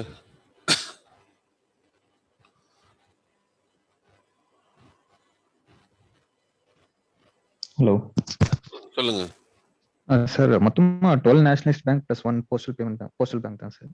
சொல்லுங்க. இப்போ கரெக்டா மொத்தமா வந்து 12 நேஷனலைஸ்ட் பேங்க் தானே? 12 தான். நான் கணக்கு சொல்றேன் எவ்வளோன்னு. 27ங்கிறது என்னென்ன அப்படின்னா, இப்போ ஏற்கனவே 20 சொல்லியிருக்கோமா? நம்ம சொல்றது வந்து மொத்த பேங்க்னா பப்ளிக் செக்டர் பேங்க். நீங்க பிரைவேட் பேங்க் இதுல கணக்குல எடுத்துக்கூடாது. கோட்டக் மகேந்திராவோ அல்லது வந்து ஐசிஐசியாவோ அதெல்லாம் நம்ம கணக்குல எடுத்துக்கூடாது. பிஎஸ்சி பப்ளிக் செக்டர் பேங்க்ல மொத்தம் 12 தான். கரெக்ட்டா 12. அதாவது வந்து இதுலதான், அதாவது பப்ளிக் செக்டர் பேங்க்னு நம்ம சொல்லுவோம். சரிங்களா? ஏற்கனவே 20 இருந்துச்சா? ஆமாங்க சார். 14 + 6 20. இதுல பாத்தீங்கன்னா எஸ்பிஐயோட சேர்த்துட்டீங்கன்னா 27. Okay sir. அதுக்கப்புறம் எஸ்பிஐல 27 பிளஸ் ஐடிபிஐ 1, பாரதி மகிழா வங்கி 1, 29 வங்கி இருந்தது. இதெல்லாம் மெர்ஜ் பண்ணி இப்ப 12 கொண்டு வந்துட்டாங்க. ஏன்னா ஷூரிட்டி கொடுக்கறது நல்லா இருக்குன்னு சொல்லிட்டு வேர்ல்டு லார்ஜஸ்ட் இப்ப பாத்தீங்கன்னா ஃபர்ஸ்ட் எஸ்பிஐ, அதுக்கப்புறம் பஞ்சாப் நேஷனல், அதுக்கப்புறம் 4th largest bank Canara bank அப்படின்னு சொல்லி பெரிய இந்தியன் போஸ்டல் பேங்க் வந்து அதுல இதுல வருமா சார்? இந்தியன் போஸ்டல் பேங்க் எது? Postal bank. இந்தியன் போஸ்டல் அது வந்து குறுநிதி நிறுவனங்கள்னு சொல்றது. அதாவது மைக்ரோ பினான்ஸ் பத்தி கேள்விப்பட்டிருக்கீங்களா? மைக்ரோ பினான்ஸ்ங்கிறது என்னன்னா சின்ன சின்ன அமௌண்ட், ஒரு 1000 500 அப்படிங்கிறது. நம்ம இந்தியாவுல வந்து தமிழ்நாட்டுல வந்து கட்டமைப்பு அதிகம். நீங்க நார்த்ல எல்லாம் போனீங்கன்னா தூரத்துல இருப்பாங்க. அவங்க பேங்க் ரீச் ஆகணும்னா கிட்டத்தட்ட பாத்தீங்கன்னா பஸ் போக்குவரத்து இருக்காது, இந்த மாதிரி உங்களுக்கு இன்ஃப்ராஸ்ட்ரக்சர் டெவலப்மெண்ட் இருக்காது, டிரான்ஸ்போர்ட் ஃபெசிலிட்டியும் இருக்காது. அப்ப அவங்களுக்கு ஈஸியா போகணும்னா இந்த மாதிரி பேமெண்ட் பேங்க்ல கொண்டு போய் கொடுப்பாங்க. அதுக்காக கொண்டு வரப்பட்டதுதான். இப்ப ராஜஸ்தான், உத்தரப்பிரதேஷ், இந்த மாதிரி இப்ப இமாச்சல பிரதேசம் அல்லது வந்து அஸ்ஸாம், அருணாச்சல பிரதேசம் எல்லாம் பாத்தீங்கன்னா ஹில்லி ஏரியாவில் அவங்க வந்து மெயின் பிரான்ச்சுக்கு வரணும்னா கிட்டத்தட்ட 20 கிலோமீட்டர் 30 கிலோமீட்டர் வரணும். ஆனா நம்மளுடைய கட்டமைப்புல பாத்தீங்கன்னா 2 கிலோமீட்டர் 5 கிலோமீட்டர்லயே நம்ம பேங்க் பார்த்துருவோம். ஸோ அதனால இங்க வந்து அந்த பேமெண்ட் பேங்க்ல பத்தி நமக்கு பெருசா அவேர்னஸ் வரல. ஆனா வட இந்தியாவில் நார்த் சைட்ல வந்து இந்த அவேர்னஸ் இருக்கு. அப்படின்னா இவங்க பேங்க்ல இருந்து பணத்தை எடுத்துட்டு போயிட்டு, இல்லைன்னா இவங்க பேடிஎம்ல இருந்து எடுக்கிறாங்க, அல்லது இந்தியன் போஸ்டல் பேங்க் இருந்ததுன்னா அவங்க கொண்டு போய் அவங்க கையில பணம் கொடுத்துட்டு வருவாங்க. ம். அதுதான் ஓகே. Payment bank. இப்ப முடியாதவங்க எல்லாம் இருக்காங்கல்ல, ம். வயசானவங்களுக்கு எல்லாம் வீட்லயே கொண்டு பணம் கொடுக்கறது. ஓகே. இப்ப நம்ம தமிழ்நாட்டுல கூட பாருங்க, பேங்க் கரஸ்பாண்டன்ட்னு ஒருத்தர் போட்டிருப்பாங்க பாருங்க. ம். ஓஏபி கொடுக்கறதுக்குலாம் பேங்க் கரஸ்பாண்டன்ட் மூலியமா கொடுப்பாங்க. அவங்க எல்லாம் அந்த வீட்லயே கொண்டு கொடுக்குறாங்கல்ல. ம். ஓகே. Thank you sir.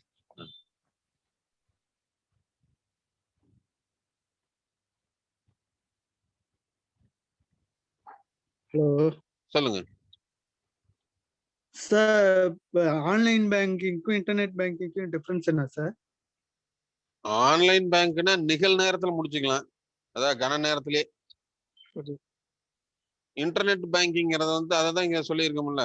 இன்டர்நெட் பேங்கிங்கிறது வந்து பாத்தீங்கன்னா ஒரு குறிப்பிட்ட தொகுப்பா அனுப்புவாங்க அப்படின்னு சொல்றோம். Okay sir. ஆன்லைன்னா நிகழ் நேரம், வங்கி முறை அது. இப்ப நீ ஆர்டிஜிஎஸ் போட்டீங்கன்னா ஆன்லைன் பேங்கிங், ஓகே சார். நெஃப்ட்ல சார், இன்டர்நெட் பேங்கிங்.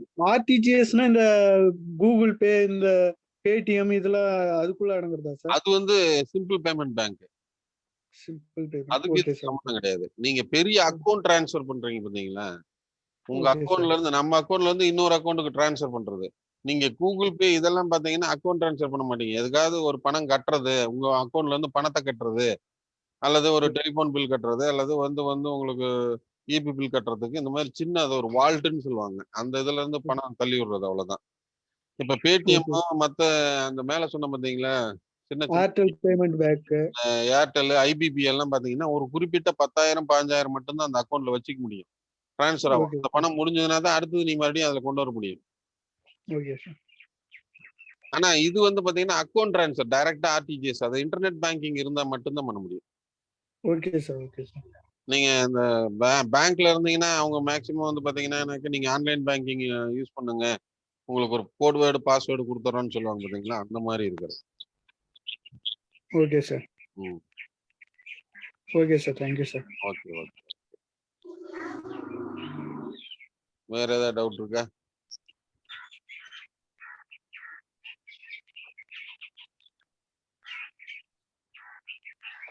அப்புறம் இங்கிலாந்து பேங்க்கும் ஆர்பிஐயும் பேங்க் ஆஃப் பேங்க்னு தான் சொல்றோம், ரெண்டையுமே இப்படிதான் சொல்றோம். இதுல வந்து ஒரு சிக்கல் என்ன அப்படின்னாக்க, வங்கிகளின் வங்கி, அதாவது இங்கிலாந்து பேங்க் வந்து ஏன் வங்கிகளின் வங்கின்னு சொல்றோம் அப்படின்னா, மைய வங்கி என்னென்ன செயல்பாடுகளை இருக்கணும், அது எப்படி செயல்படணும், அதனுடைய பணிகள் என்னங்கிறத வந்து 1864 ஆரம்பிக்கப்பட்ட இங்கிலாந்து வங்கி ஒரு லிஸ்ட் வரையறை செஞ்சிருக்கு. அந்த ரூல்ஸ், ஆக்ட், அந்த ப்ரொசீஜர் எல்லாம் ஃபாலோ பண்ணி தான் வேர்ல்டுல இருக்கிற மற்ற பேங்க், அதாவது சென்ட்ரல் பேங்க், குறிப்பா ஆர்பிஐ, நம்மள எடுத்துக்கிட்டீங்கன்னா ஆர்பிஐ, பாகிஸ்தான்ல எடுத்துக்கிட்டீங்கன்னா பாகிஸ்தான் மைய வங்கி, சீனால எடுத்தீங்கன்னா சீனாவின் மைய வங்கி, அது என்ன பணியை செய்தோ, இங்கிலாந்து வங்கி என்ன பணிகள் எல்லாம் செய்யணும்னு வரையறை செஞ்சிருந்ததோ அதை வந்து இந்த வங்கிகள் ஃபாலோ பண்றாங்க. சரிங்களா? அப்ப வந்து இதுல என்ன மைய வங்கியோட வேலைன்னா, பிரதான வேலையே பணத்தை வெளியிடுறது ஒண்ணு, அந்நிய செலாவணி வங்கியில வச்சுக்கிறது. என்னன்னாக்க ஃபாரெக்ஸ், ஃபாரின் எக்ஸ்சேஞ்ச், நமக்கு வந்து பிற நாட்டு பணத்தை இந்தியாவுக்கு வந்துச்சுனாக்க அதை எங்க மாத்திக்க முடியும்னா ஆர்பிஐல தான் போய் மாத்த முடியும். ஸோ அந்நிய செலாவணி பாதுகாவலன்கிறது முக்கியமான பணி அதுக்கு. அடுத்தது வங்கிகளை கட்டுப்படுத்துற தலையாய பொறுப்பு யாருக்கு இருக்குன்னா ஆர்பிஐ, ஒரு நாட்டினுடைய மைய வங்கிக்கு இருக்கு. ஸோ இந்த 3 ப்ரொசீஜருக்காக மைய வங்கிக்கு வந்து பிரதான பணிகளா ஃபங்க்ஷன்ஸ் கொடுத்துருக்குறோம். இந்த ஃபங்க்ஷனை ஃபர்ஸ்ட் நடைமுறைப்படுத்துறது எது அப்படின்னா பேங்க் ஆஃப் இங்கிலாந்துன்னு சொல்லக்கூடிய அந்த இங்கிலாந்து வங்கி. ஸோ அந்த ரூல்ஸ் அப்படியே நம்ம எல்லா வங்கிகளும், உலக நாட்டில் இருக்க எல்லா வங்கிகளும் ஃபாலோ பண்ணுது. ஸோ எல்லா வங்கிகளுக்கும் ஒரு முன்னோடி, ஃபோர் ரன்னர்ன்னு சொல்லும் பார்த்தீங்களா, ஒரு முன்னோடி வங்கியாக இருப்பது எதுன்னா இங்கிலாந்து வங்கின்னு சொல்றோம். ஆனா இந்தியாவில் ஆர்பிஐ வந்து வங்கிகளின் வங்கின்னு எதுக்கு சொல்றோம் அப்படின்னா, எல்லா வங்கிகளுக்கும் இந்தியாவில் இருக்கிற பிரைவேட், பப்ளிக் செக்டர் பேங்க், எந்த பேங்கா இருந்தாலும் அதுக்கு அந்த வங்கிகளுக்கு எல்லாம் ஹெட் ஆஃபீஸ் அப்படின்னா ஆர்பிஐ. சரிங்களா? ஆர்பிஐ கேட்க முடியாத, நீங்க அது என்ன ஒரு அபெக்ஸ் பேங்க்னு சொல்லுவோம், ஆர்பிஐ பொறுத்த வரைக்கும் ஒரு ஆவண வங்கின்னு சொல்லுவோம். அந்த அபெக்ஸ் வங்கி வந்துதான் பேங்கோடைய தலைமை பொறுப்புல இருக்கிறது எதுன்னா ஆர்பிஐ. அதனால வங்கிகளுடைய தலைவர் அப்படிங்கிற அடிப்படையில வங்கிகளின் வங்கின்னு சொல்லுவோம். ஸோ இதுதான் 2 கான்செப்ட். ஆனா இதுல கேள்வி வருகின்ற பொழுது, வங்கிகளின் வங்கி அப்படின்னு கொடுத்து உள்நாட்டுல மட்டும் கேள்வி கேட்கறான் அப்படின்னா, உள்நாட்டுல வந்து வங்கிகளின் வங்கி எது அப்படின்னாங்க, ஆர்பிஐயா இல்ல எஸ்பிஐயா இல்ல ஐடிபிஐயா இல்ல ஐசிஐசிஐயா அப்படின்னு கேட்கறான்னா நீங்க வந்து இதுல ஈஸியா போட்டுடலாம். இல்லைன்னா வங்கிகளின் வங்கி அப்படின்னு கேட்டுட்டு இங்கிலாந்து வங்கியா, பெடரல் ரிசர்வ் பேங்கா இல்லது நியூசிலாந்து பேங்க் ஆஃப் இந்தியாவா அப்படின்னு கேட்டானா நீங்க அங்க வந்து இங்கிலாந்து வங்கின்னு போடலாம். ஸோ இதுல உங்களுக்கு எந்த குழப்பமும் இல்லை.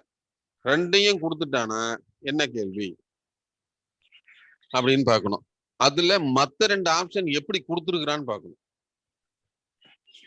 அதுல வந்து இப்ப reserve bank of India, bank of இங்கிலாந்து, அதுக்கப்புறம் எஸ்பிஐ வேற ஏதாவது கொடுத்துருந்தானா நம்ம அது இந்திய வங்கியை கொடுத்துருந்தானா நீங்க ஆர்பிஐ எடுத்துக்கலாம். ஃபாரின் பேங்க் கொடுத்துருந்தானா இங்கிலாந்து வங்கி எடுத்துக்கலாம். மீதி 2 ஆப்ஷனை பொறுத்து தான் அதை முடிவு பண்ண முடியும்.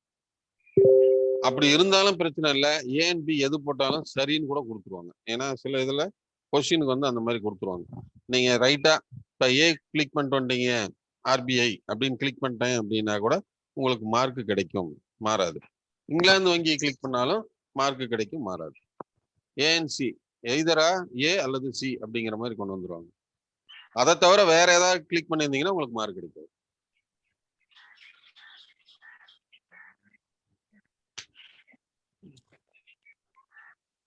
சார் இங்கிலாந்து மைய வங்கிட்டு ஒரு இயர் சொன்னீங்களா சார்? ஆமா சார் திரும்ப சொல்லுங்க சார். இங்கிலாந்து வங்கி இங்கிலாந்து மைய வங்கி தோற்றுவித்ததுன்ட்டு ஒரு இயர் சொன்னீங்களா சார்? ம். அது திரும்ப சொல்லுங்க சார். அதாவது 1864 பேங்க் ஆஃப் இங்கிலாந்து, அதாவது இங்கிலாந்து நாட்டுடைய மைய வங்கி தொடங்கப்பட்டுச்சு. ஓகேவா? Okay sir, okay sir. அப்ப அந்த மைய வங்கியோடைய பணிகள் என்ன அப்படின்னு கேள்வி வரும்போது அந்த வங்கியை சில ரூல்ஸ் அண்ட் ரெகுலேஷனை ஃபாலோ பண்ணுச்சு. Okay sir. ஓகேவா? அந்த Okay. ரூல்ஸ் அண்ட் ரெகுலேஷன் தான் உலகத்துல இருக்கிற சென்ட்ரல் பேங்க் எல்லாமே ஃபாலோ பண்றாங்க. Okay sir. அதனால அந்த இங்கிலாந்து வங்கியை வந்து பேங்கர்ஸ் பேங்க்னு சொல்லுவோம்.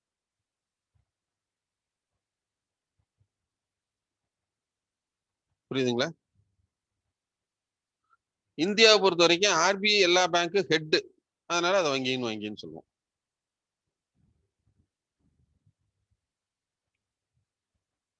வேற யாராவது எனி டவுட்?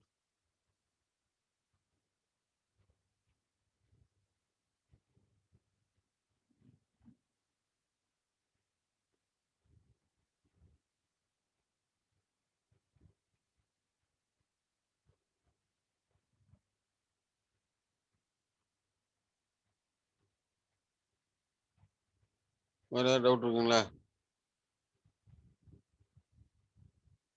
ஓகே.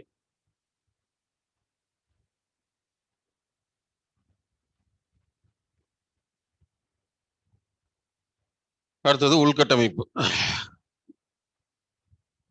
உள்கட்டமைப்பு மேம்பாடு என்பது பல்வேறு வளர்ச்சிகளுக்கு உதவும் வகையிலான வளர்ச்சி ஏற்படுத்துறது. சரிங்களா?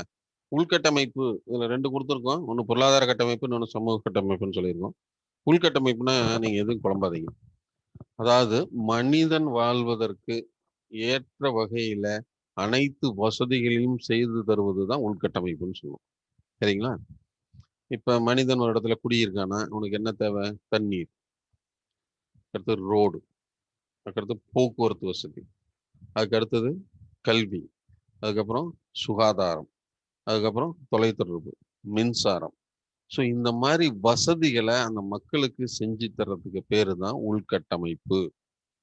திடீர்னு நடு ஊருக்குள்ள 2 ஊருக்கு மத்தியில் ஒரு இடத்துல பிளாட் போட்டு அங்க வந்து வீடு கட்டுறாங்க அப்படின்னா அந்த பகுதிக்கு தேவையான குடிநீர், ரேஷன் கடை, அதுக்கப்புறம் அவங்க வந்து சாலை வசதி, போக்குவரத்து வசதி, போக்குவரத்துனா டிரான்ஸ்போர்ட்ல என்ன பண்ணி கொடுக்கறது, அப்புறம் ஹெல்த்து, இந்த மாதிரி செஞ்சு கொடுக்கறது. இந்த மாதிரி அனைத்து விதமான மக்கள் அங்க வசிப்பதற்கு தேவையான அனைத்து வசதிகளையும் செஞ்சு தர்றது தான் உள்கட்டமைப்புன்னு சொல்லுவோம். சரிங்களா? அதுல 2 கட்டமைப்பு சொல்றான். ஒன்று பொருளாதார கட்டமைப்பு, இன்னொன்று சமூக கட்டமைப்பு. பொருளாதார கட்டமைப்புல என்னென்ன வருதுன்னா போக்குவரத்து, தொலைத்தொடர்பு, ஆற்றல் வளங்கள்.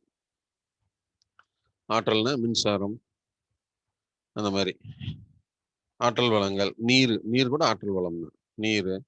நீர்ப்பாசனம், பணம் மற்றும் நிதி நிறுவனங்கள் ஆகியவை ஆகும். சமூக கட்டமைப்புங்கிறது என்னன்னா கல்வி, பயிற்சி மற்றும் ஆராய்ச்சி, சுகாதாரம், வீட்டு வசதி போன்ற வசதிகள் ஏற்படுத்துறது தான் சமூக கட்டமைப்புன்னு சொல்லுவோம். ஸோ உள்கட்டமைப்புங்கிறது பொதுவாக தான். அதில் 2 சொல்லியிருக்கோம். இது பொருளாதார கட்டமைப்புன்னு சொல்கிறோம். இதில் என்னென்ன வருதுன்னு பாருங்க. அடுத்தது சமூக கட்டமைப்புன்னு சொல்கிறோம். இதில் என்னென்ன வருதுன்னு பாருங்க. சரிங்களா? இதுதான் வசதிகள் ஆகியவை அடங்கியுள்ளன. இந்தியாவில் இருப்பு பாதை, சாலை வசதி, கடல்வழி போக்குவரத்து மற்றும் வான்வழி போக்குவரத்துகளில் நல்ல கட்டமைப்பு பெற்றுள்ளது.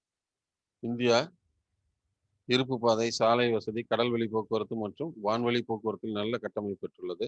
ஆசியாவில் மிகப்பெரிய இருப்பு பாதை தடங்களையும் உலகில் 4வது பெரிய போக்குவரத்தையும் பெற்றுள்ளது. இருப்பு பாதைங்கிறது ரயில்வே ட்ராக்கு. ஸோ உலக லெவலில் 4வது இடத்துலையும் ஆசியாவிலே ஃபர்ஸ்ட் லெவல் அப்படிங்கிறதையும் கொண்டு வந்திருக்காங்க. இந்தியானுடைய ரயில் ட்ராக் மட்டும் 63,000 கிலோமீட்டர். இதில் 13,000 கிலோமீட்டர் மின்மயம், அதாவது எலக்ட்ரிஃபைடு பண்ணிட்டாங்க. இந்திய ரயில்வேல முதல்ல வைஃபை வசதி தொடங்குனது எங்கன்னா பெங்களூரு. இது கேள்வி கேட்டிருக்காங்க ஏற்கனவே.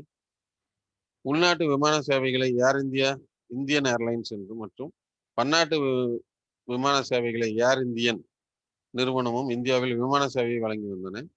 ஏர் இந்தியா மற்றும் இந்தியன் ஏர்லைன்ஸ் ஆகிய இரண்டு நிறுவனங்களையும் 27/8/2007 அன்று இணைத்து இந்திய விமான போக்குவரத்து நிறுவனம், இந்தியன் சிவில் ஏவியேஷன் கம்பெனி அப்படின்னு சொல்றது, civil aviation company of India என பெயர் மாற்றம் செய்யப்பட்டது. சரிங்களா? ஸோ நம்ம உள்நாட்டுக்குனாக்க டொமஸ்டிக் ஏர்லைன்ஸ்ன்னு சொல்லக்கூடியது இந்தியன் ஏர்லைன்ஸ். சர்வதேச இன்டர்நேஷனல் ஏர்லைன்ஸுங்கிறது என்னன்னாக்கா ஏர் இந்தியா. சரிங்களா? ஏர் இந்தியா 2 வகையானது.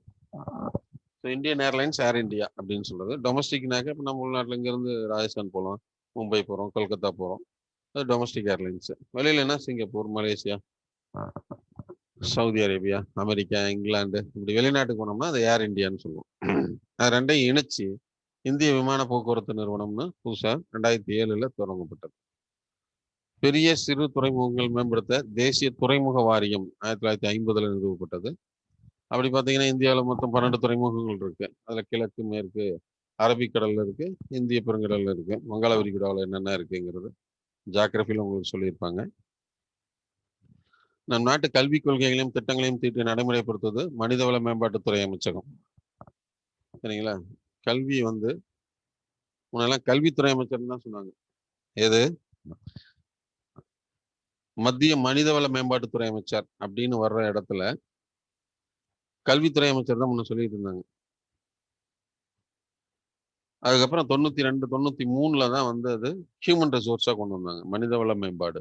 கல்வினா கல்வி மட்டும் மேம்படுத்துறது இல்லை, மனிதவள மேம்பாடுன்னா அவனுடைய ஆற்றல், திறமை வெளிக்கொண்டு வந்து ஒரு முழு மனிதனாக, திறமையுள்ளவனாக மாற்றுவதுதான் மனிதவள மேம்பாடுன்னு சொல்லி கொண்டு வந்தோம்.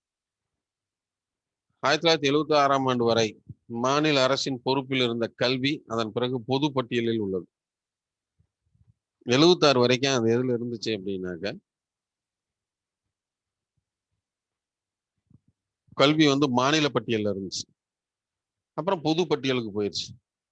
பொது பட்டியலுக்கு போனோடனே பெரிய அண்ணன் நாட்டாமைங்கிற கணக்குல தான் இப்ப நீட் எல்லாம் ஓடுது.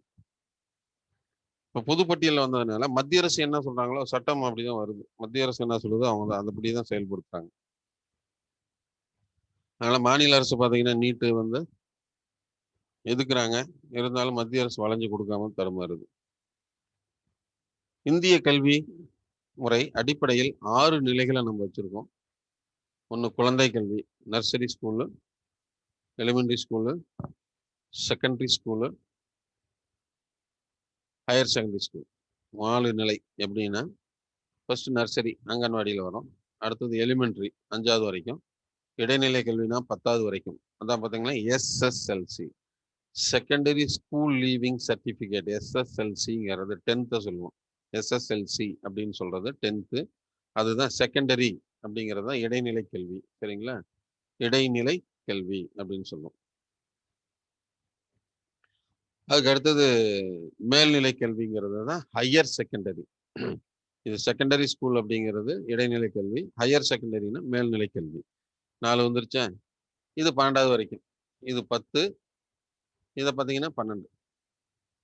இளங்கலை பட்டம் யூஜி அண்டர் கிராஜுவேட்டு, முதுகலை பட்டம் போஸ்ட் கிராஜுவேட். ஸோ மொத்தம் 6 வகையான இது இருக்கு. ஒன்று nursery school, elementary school, secondary school, higher secondary school, under graduate, post graduate, மொத்தம் 6 அடிப்படை கல்வி முறைகளை கொண்டு வந்தது. இதுவும் கேட்டிருக்காங்க. 1964 கோத்தாரி கல்விக்குறையின் பரிந்துரையின் அடிப்படையில் 10+2+3 அடிப்படையில் செயல்படுத்தப்படுகிறது. நீங்க டிஎன்பிசி எழுதுறீங்க, குவாலிஃபிகேஷனுங்கிற இடத்துல இந்த எந்த ஆடா இருந்தாலும் சரி, குவாலிஃபிகேஷனுங்கிற இடத்துல இந்த வார்த்தை இருக்கும். 10 இடைநிலை கல்வி, 10th, +2 அப்படிங்கிறது மேல்நிலை கல்வி, 3ங்கிறது இளங்கலை பட்டம், டிகிரியா இருந்தா. ஸோ எஜுகேஷனுங்கிறது வந்து 10+2+3 அந்த பேஸ்மெண்ட்ல இருக்கணும் அப்படிங்கிறது தான். அந்த அடிப்படையில் இருந்தாதான் எக்ஸாம் எழுதவே தகுதியானவன் சொல்றாங்க. நிறைய பேர் வந்து என்ன பண்ணுவாங்கன்னா, 6வது படிச்சுட்டு டைரக்டா ஓப்பன் யூனிவர்சிட்டியில எம்ஏ போட்டேன் அப்படிம்பாங்க. 10வது முடிச்சுட்டு எம்ஏ போட்டேன், டபுள் டிகிரி போட்டேன், ட்ரிபிள் டிகிரி ஒரே டைம்ல போட்டு பாஸ் பண்ணேன் அப்படின்னு சொல்லுவாங்க. அது வந்து இந்த இதுக்கெல்லாம் எலிஜிபிள் கிடையாது. சரிங்களா? திறந்தவெளி பல்கலைக்கழகத்தில் படிக்கிறதுல இது தொலைதூர கல்வி ஒத்துக்கலாம். டிஸ்டன்ஸ் எஜுகேஷன் ஓகே, தொலைதூர கல்வி கண்டிப்பா உண்டு. ஆனா இந்த திறந்தவெளி கல்வியில வந்து ஓப்பன் யூனிவர்சிட்டியில நீங்க வந்து பாஸ் பண்றது முடியாது. ஏன்னா 21 வயசு ஆயிடுச்சுன்னா நீ யூஜி எழுதலாம், நீ 1ஆம் கிளாஸ் கூட படிக்க தேவையில்ல. 18 வயசு ஆயிடுச்சுன்னா நீ 10வது எழுதலாம், ஏதோ ஒரு டிகிரி. அதுக்கு அடுத்தது 24 வயசு ஆயிடுச்சுன்னா நீ ஆட்டோமேட்டிக்கா எம்ஏ எழுதலாம், டைரக்ட் எம்ஏ எழுதிக்கலாம், ஒன்றும் பிரச்சனை இல்லை. ஸோ கோத்தாரி கல்விக்குழு பரிந்துரையை தான் இன்ன வரைக்கும் நம்ம ஃபாலோ பண்ணிட்டு இருக்கோம். அதுக்கு முன்ன பார்த்தீங்கன்னாக்க ஓல்டு பியூசிமாங்க, அது 11வது வருஷம் 11 வரைக்கும் படிப்பாங்க. பியூசிங்கிறது வந்து 11 வரைக்கும், 11வது கிளாஸ் வரைக்கும் 11 வருஷம் படிப்பாங்க. 1 வருஷம் இன்டர்மீடியட் கோர்ஸ்ன்னு சொல்லுவாங்க. அப்புறம் காலேஜ். இல்லை பியூசி முடிச்சோன்னா டைரக்டா காலேஜ் 4 வருஷம். இப்படிலாம் இருந்துச்சு நம்ம இந்தியன் சிஸ்டம், எஜுகேஷன் சிஸ்டம் அப்படி இருந்துச்சு. 76ல இருந்து தான் இதை நடைமுறைப்படுத்தினாங்க 10+2+3ன்னு. ஸோ 10th முடிக்கணும், +2 முடிக்கணும், டிகிரினா 3 வருஷம், மினிமம் 3 வருஷம் இருக்கணும். மேக்ஸிமம் நீ 5 வருஷம் 6 வருஷம் கூட படிக்கலாம். இப்போ எம்பிபிஎஸ்லாம் 5 வருஷம் ஆகுது, இன்ஜினியரிங் 4 வருஷம், பிஎல் 5 வருஷம், இந்த மாதிரிலாம் சொல்றாங்க. மொத்தத்துல நமக்கு வந்து 10th முடிச்சுட்டு அடுத்தது +2 போயிட்டு அதுக்கப்புறம் டிகிரி போகணும். அதான் 10+2+3ன்னு சொல்றது. மொத்த வருமானத்துல 3% கண்டிப்பா அது கல்வித்துறைக்கு ஒதுக்கணும். சரிங்களா? மொத்த வருமானத்துல 3% வந்து கல்விக்கு ஒதுக்கணுங்கிறது, கல்விக்கு ஒதுக்கணும் அப்படிங்கிறது ஐநாவுடைய பரிந்துரை. நவீன இந்தியாவின் கட்டமைத்த முதல் சிற்பி யாருன்னா ஜவஹர்லால் நேரு. சமதர்மம் என்பது இந்தியாவிற்கு நேரு அளித்த மிகப்பெரிய பங்களிப்பாகும். நேருவின் சமதர்மம் அப்படின்னா ஜனநாயக சமதர்மம். இது எங்க இருக்குன்னா 2வது ஐந்தாண்டு திட்டத்துல குறிக்கோள் என்னன்னு பாத்தீங்கன்னா டெமோக்ராட்டிக் சோசியலிசம்னு சொல்லியிருப்போம். 2வது ஐந்தாண்டு திட்டத்துல குறிக்கோள் அல்லது நோக்கம் அப்படின்னா இந்த ஜனநாயக சமதர்மத்தை பத்தி சொல்லியிருக்கோம். இந்திய அரசியலமைப்பு சட்டத்தை உருவாக்கிய சிற்பி யாருன்னா BR அம்பேத்கர்.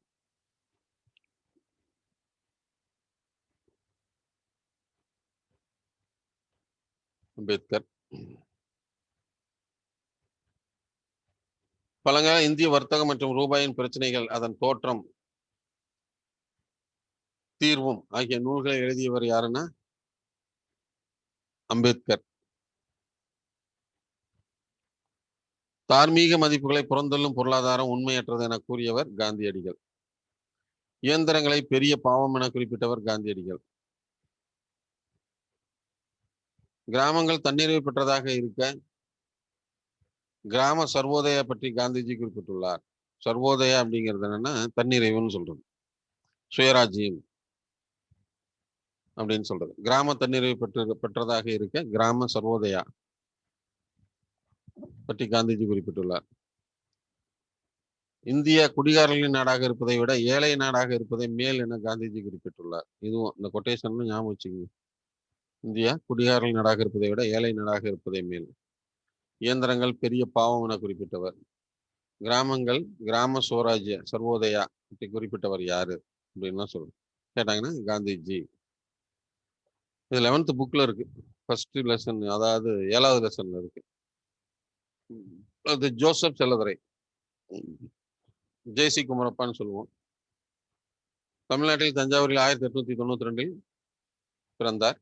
காந்திய பொருளாதாரம் என்ற கருத்தை உருவாக்கினார். சரிங்களா? நேருவோட பொருளாதாரம் என்னன்னா ஹெவி இண்டஸ்ட்ரீஸ், அப்புறம் ஜனநாயக சமூகம். காந்தியோட பொருளாதார கருத்து என்னன்னாக்க கிராம பொருளாதாரம், கிராம தன்னிறைவு, கிராம மக்கள் அனைவரும் சிறு வேலை வாய்ப்புகளை பெறணும் அப்படிங்கிறதோட காந்திஜி கான்செப்ட். 1935ஆம் ஆண்டு அனைத்து இந்திய கிராம தொழில் கழகத்தை தோற்றுவித்தார்.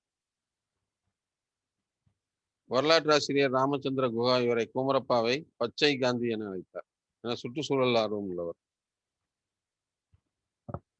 ஸோ ஜேசி குமரப்பா வந்து காந்திய பொருளாதாரத்தை பத்தி சொல்லியிருக்காரு. அனைத்து இந்திய கிராம தொழில் கழகத்தை தோற்றுவித்தார்.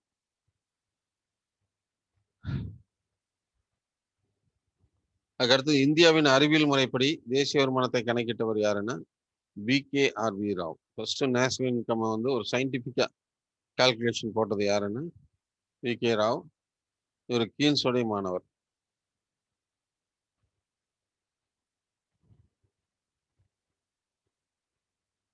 டெல்லி பொருளாதார பள்ளி, பொருளாதார வளர்ச்சி கழகம் போன்ற ஆராய்ச்சி நிறுவனங்கள் டெல்லியிலும், சமூக பொருளாதார மாற்றத்திற்கான கழகம் பெங்களூரிலும் உருவாக்க காரணமாக இருந்தார். Delhi school of economics, economic development mission அல்லது கழகம், இதெல்லாம் உருவாக்க காரணமாக இருந்தவர் யாருன்னா VKRV ராவ். 1998ஆம் ஆண்டு பொருளியலுக்கான நோபல் பரிசு பெற்றவர் யாருன்னா அமர்த்தியா சென்.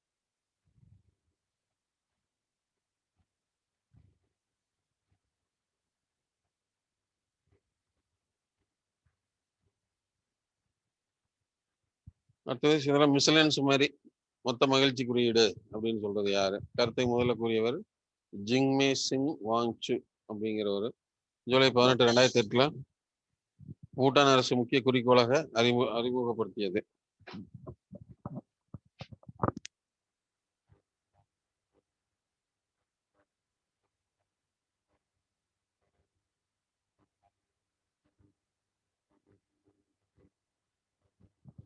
ஜூலை 18, 2008 பூட்டான் நாட்டில் மொத்த மகிழ்ச்சி குறியீடு அப்படிங்கிறத ஒன்று அறிவிக்கிறாங்க. 2011 ஐநா தனது உறுப்பு நாடுகள் பூட்டான் போன்று மக்களின் மகிழ்ச்சி குறியீட்டை வெளியிட கூறியது.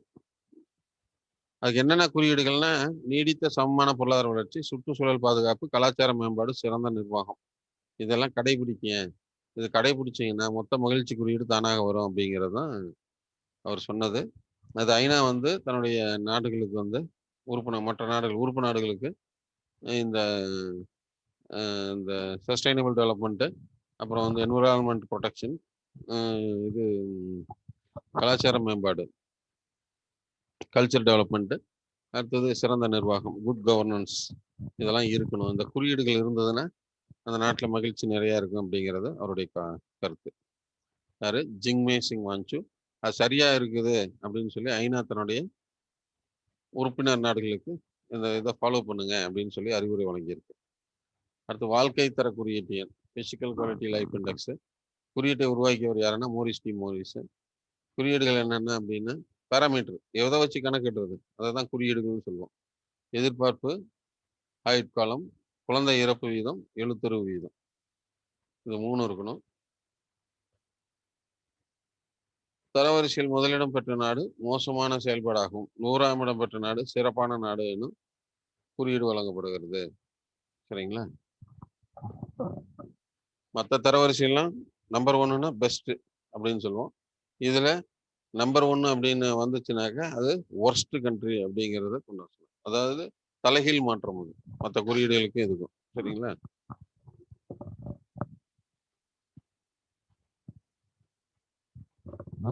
அடுத்தது இந்திய தொழில் புரட்சி.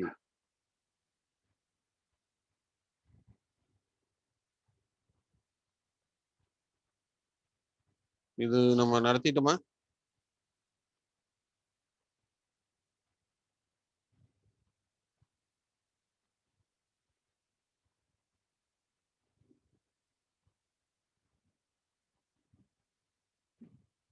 ஓகே.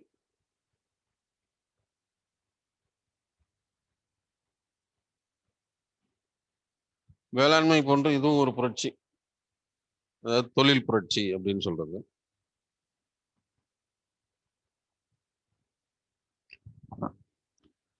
இந்திய அரசின் பொதுத்துறை நிறுவனங்களின் தந்தை அப்படின்னா யாருன்னா டாக்டர் கிருஷ்ணமூர்த்தி. இந்திய அரசு பொதுத்துறை நிறுவனங்களின் தந்தை அப்படின்னா டாக்டர் கிருஷ்ணமூர்த்தி. அதாவது அரசு பொதுத்துறை நிறுவனங்களின் தந்தை அப்படின்னா கூட டாக்டர் கிருஷ்ணமூர்த்தி தான். நம் நாட்டின் பொருளாதார வளர்ச்சி என்பது தொழில் மயமாவதை சார்ந்திருக்கிறது. இந்தியா ஆசியாவின் 3வது பெரிய பொருளாதார நாடாகவும் உலகில் 7வது பெரிய பொருளாதார நாடாகவும் உள்ளது. ரொம்ப முக்கியம். இந்தியா ஆசியாவின் 3வது பெரிய பொருளாதார நாடாகவும் உலகில் 7வது பெரிய பொருளாதார நாடாகவும் உள்ளது. உலக மொத்த உற்பத்தியில் இந்தியா 2.99 அதாவது 3% பெற்றுள்ளது.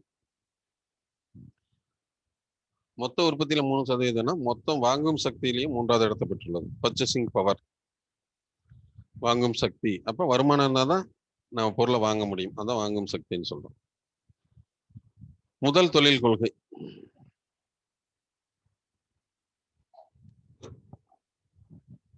முதல் தொழில் கொள்கை 1948 ஏப்ரல் 6 அன்று வெளியிடப்பட்டது.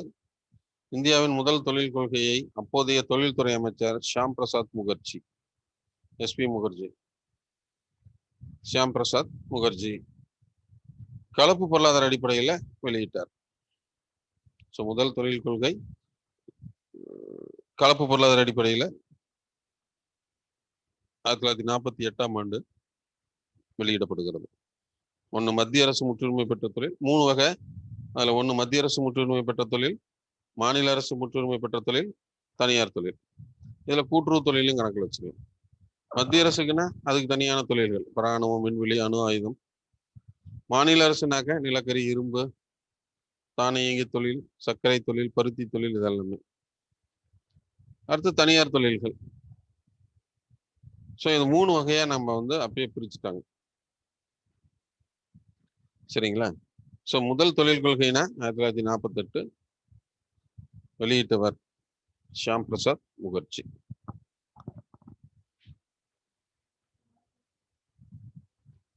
அடுத்தது 2வது தொழில் கொள்கை 1956 இந்திய தொழில் கொள்கையின் மேக்னா கர்ட்டா என அழைக்கப்படுகிறது. இந்திய தொழில் கொள்கையின் மேக்னா கர்ட்டா என அழைக்கப்படுகிறது. மேக்னா கர்ட்டா அப்படிங்கிறது என்னன்னா மகாசாசனம்னு சொல்லுவோம். எல்லா உரிமைகளையும் பின்பற்றி இருந்ததுன்னா அதை மகாசாசனம் அப்படின்னு சொல்லுவோம். அதான் மேக்னா கர்ட்டான்னு சொல்லுவோம். அரசு பொதுத்துறை தொழில் நிறுவனங்கள் நவீன இந்தியாவின் கோயில்கள் என ஜவஹர்லால் நேரு குறிப்பிட்டுள்ளார். அரசு பொதுத்துறை நிறுவனங்கள் நவீன இந்தியாவின் கோயில்கள் என ஜவஹர்லால் நேரு குறிப்பிட்டுள்ளார். 2வது தொழில் கொள்கையை வடிவமைத்தவர் யாருன்னா மஹ்லனோபிஸ். அதான் மஹ்லனோபிஸ் தொழில் கொள்கை என அழைக்கப்படுகிறது. இவர் ஏபிசி என 3 நிலைகளாக பிரித்தார்.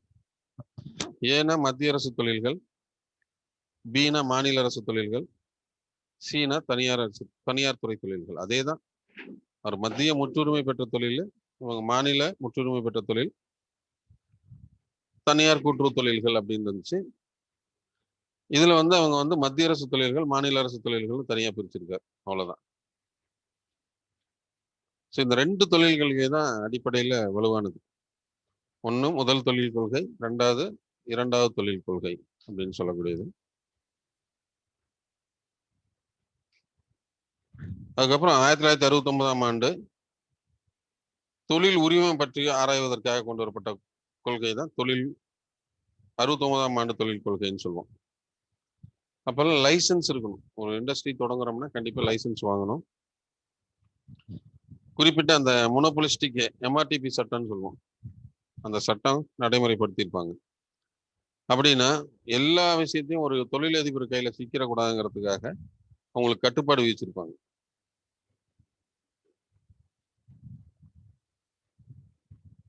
அதுல முக்கியமானது என்னன்னா எப்ப வேணாலும் நேஷனலைசேஷன் பண்ணிடுவாங்க இண்டஸ்ட்ரியை. அதுதான் அந்த எம்ஆர்டிபி சட்டம்னு சொல்லுவோம். எம்ஆர்டிபிங்கிறது தொழில் உரிமம், லைசன்ஸ் வாங்கணும். தொழில் உரிமம் பற்றி ஆராய்ந்த குழு யாருன்னா தத்து. ஃபர்ஸ்ட் ஹசாரி குழு இருந்தது, அதுக்கப்புறம் தத்து குழு பரிந்துரையில முற்றுரிமை வணிக கட்டுப்பாட்டு சட்டம் அப்படின்னு கொண்டு வந்தாங்க. இதைத்தான் தொழில் உரிமம்னு சொல்லுவோம், இண்டஸ்ட்ரியல் லைசன்ஸ் அப்படின்னு சொல்லுவாங்க. 25 கோடிக்கு மேல் முதலீடு செய்யும் நிறுவனங்கள் அரசிடம் தொழில் உரிமம் பெற வேண்டும். ஃபர்ஸ்ட் அது வரும் பொழுது 69ல கொண்டு வரும் பொழுது 25 கோடிக்கு மேல யாராவது முதலீடு செய்யறாங்க அப்படின்னா கண்டிப்பா அரசுடைய லைசன்ஸ் வாங்கணும். அப்புறம் 50 ஆச்சு, 100 ஆச்சு, 200 ஆச்சு. 91ல அதை சுத்தமா எடுத்துட்டாங்க, எம்ஆர்டிபியே இல்லை இப்ப. ஸோ இந்த தொழில் உரிமத்துக்காக கொண்டு வரப்பட்டதுதான் இந்த 69ஆம் ஆண்டு தொழில் கொள்கை. அடுத்தது 1973ஆம் ஆண்டிற்கான தொழில் கொள்கை.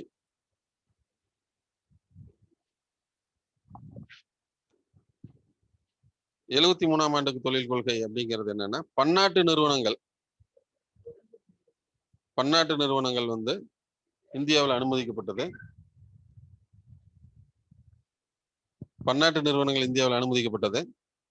அதனால பன்னாட்டு நிறுவனங்கள் வருகின்ற பொழுது அந்நிய செலாவணி பிரச்சனை வந்துச்சு. 73ஆம் ஆண்டு அந்நிய செலாவணி கட்டுப்பாட்டு சட்டம் கொண்டு வந்தாங்க. அதுக்காக ஒரு தொழில் கொள்கை, அதான் அது அந்நிய செலாவணி கட்டுப்பாட்டு சட்டம்னு சொல்லுவோம், ஃபாரின் எக்ஸ்சேஞ்ச் ரெகுலேஷன் ஆக்ட். இத அந்நிய செலாவணி மேலாண்மை சட்டமாக 1999ல மாற்றம் செய்யப்பட்டது. சரிங்களா, இதுதான் இங்க கொடுத்துருக்கோம். ஃபெரா சட்டத்தை ஃபெமா என 1999ஆம் ஆண்டு மாற்றம் செய்யப்பட்டது. ஏன்னா அதுக்கு ஃபாரின் எக்ஸ்சேஞ்ச் வந்து ஆர்பிஐ மட்டும்தான் ஹேண்டில் பண்ணணும், இல்லைன்னா ஆர்பிஐ ஆத்தரைஸ்டு பர்சன் மட்டும்தான் ஹேண்டில் பண்ணணும். எல்லாரும் ஃபாரின் எக்ஸ்சேஞ்ச் வச்சிருக்க கூடாது. அமெரிக்க டாலர் வருதுன்னா அதை கொண்டு போய் எங்க மாற்ற முடியும்? நம்ம ஊர்ல கொடுத்தாலும் வாங்க மாட்டாங்க. அதனால அது வந்து அமெரிக்க டாலர் நம்ம கையில இருந்ததுன்னா அதை கொண்டு போய் ஆர்பிஐல கொடுத்துட்டு அதுக்கு உண்டான கரன்சியை, இந்தியன் கரன்சியை நம்ம வாங்கிக்கலாம். அதுதான் ஃபாரின் எக்ஸ்சேஞ்சுன்னு சொல்லுவோம். ஸோ அதை கையாளுவதற்காக கொண்டு வரப்பட்டது தான் இது ஃபாரின் எக்ஸ்சேஞ்ச் ரெகுலேஷன் ஆக்ட்னு சொல்லுவோம். அடுத்து மேஜரா கொண்டு வந்தது 48, 56க்கு அப்புறம் மேஜரா கொண்டு வந்தது அந்த 91ஆம் ஆண்டு தொழில் கொள்கை.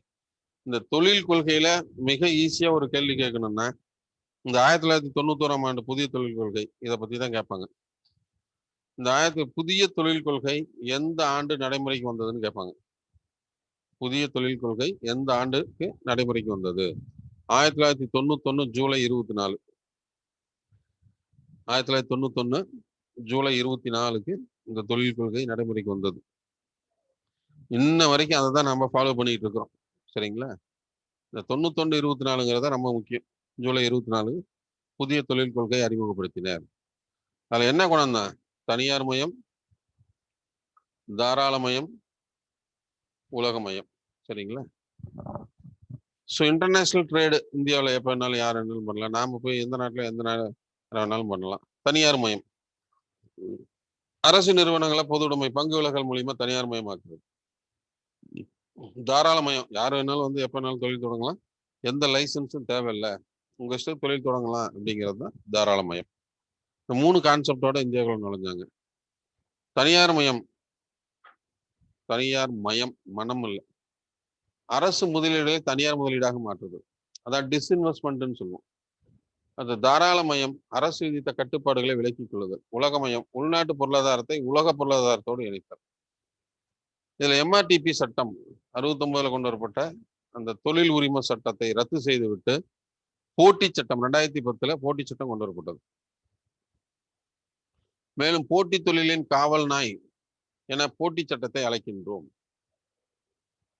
இதனால் அந்நிய நேரடி முதலீடு இந்தியாவில் அதிகரிச்சு. எதனால?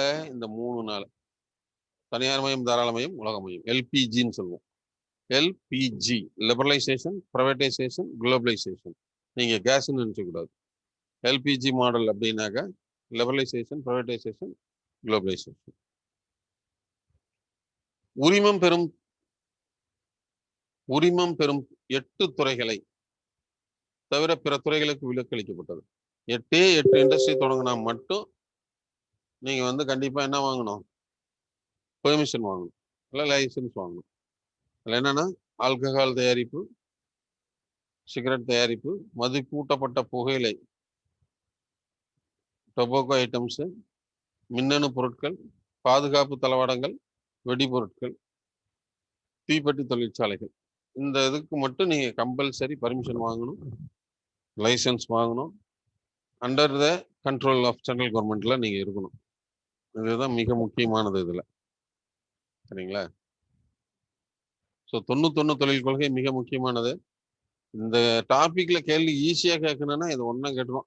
1991 ஜூலை 24. யாரு கொண்டு வந்தாங்க? பிரதமர் நரசிம்மராவ். சரிங்களா? அவர் தான் அப்ப பிரதமராக இருந்தாரு. அதனாலதான் அவரை சீர்திருத்த தந்தைன்னு சொல்லுவோம். இதை தான் இன்னைக்கு இப்ப இருக்கிற பிஜேபி கவர்மெண்ட் கூட இதை ஃபாலோ பண்றாங்க. சரிங்களா? 91ஆம் ஆண்டு தொழில் கொள்கையை தான் இன்ன வரைக்கும் அரசு ஃபாலோ பண்ணுது. யார் வேணாலும் முதலீடு தொடங்கலாம், யார் வேணாலும் இந்தியாவில் தொழில் தொடங்கலாம், எப்ப வேணாலும் முதலீடு பண்ணலாம், அவங்களுக்கான சலுகைகள் வழங்கப்படும். அது மாதிரி பன்னாட்டு சர்வதேச வியாபாரமும் இந்தியாவில் இருக்கு. நிறைய பொருட்கள் இந்தியாவில் வெளிநாட்டு கூட்ஸ்லாம் ஈஸியாக கிடைக்கும். அந்த மாதிரி கொண்டு வந்தாங்க.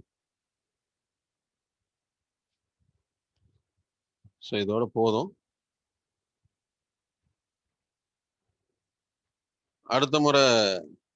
அடுத்த கிளாஸ்ல மீதி பேலன்ஸு நம்ம பார்க்கலாம். சரிங்களா? அதுதான் இது நடத்தினா கிட்டத்தட்ட முடிஞ்சிடும் உங்களுக்கு. அதுக்கடுத்து 8th யூனிட் தான் இருக்கு. அதுக்குள்ள ஏதாவது ஃபைனலைஸ் ஆயிரும். அதுக்கப்புறம் புக் வைஸ் ரிவிஷன் போனோம்னா நமக்கு இன்னும் ஒரு கிளாரிட்டி கிடைக்கும். இதெல்லாம் பார்க்கணும் அப்படின்னாக்கா நீங்க 11th புக்ல இருக்கு பாருங்க. ஏதாவது டவுட் இருந்தானே கேளுங்க.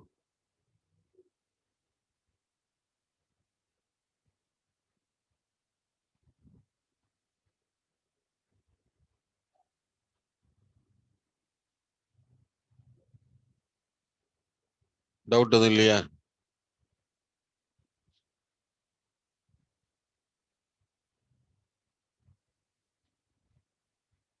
டவுட் எதுவும் இல்லையா?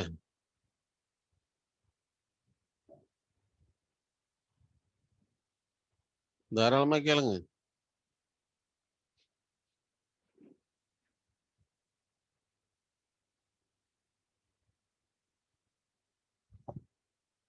சரி, ஓகே. அடுத்தது பேங்க் வேணா படிச்சுட்டு வாங்க. ஒரு 10 கொஸ்டின் டெஸ்ட் வைக்கலாம் அடுத்த கிளாஸ்ல. அது வேணா படிச்சுட்டு வாங்க.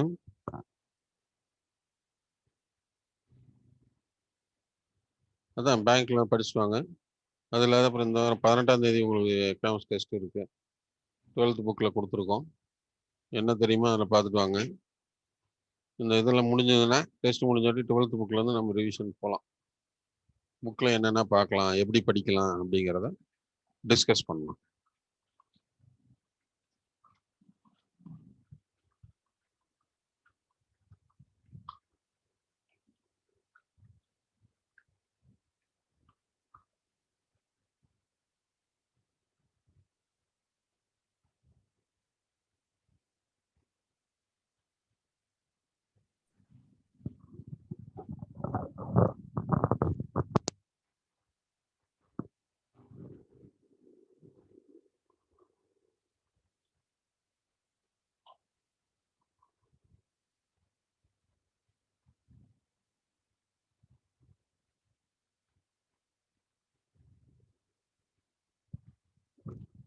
டவுட் இல்லையா?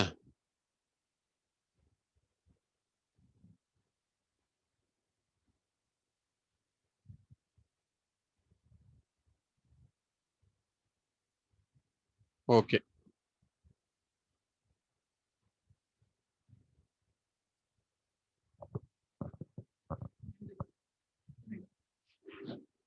Question taking.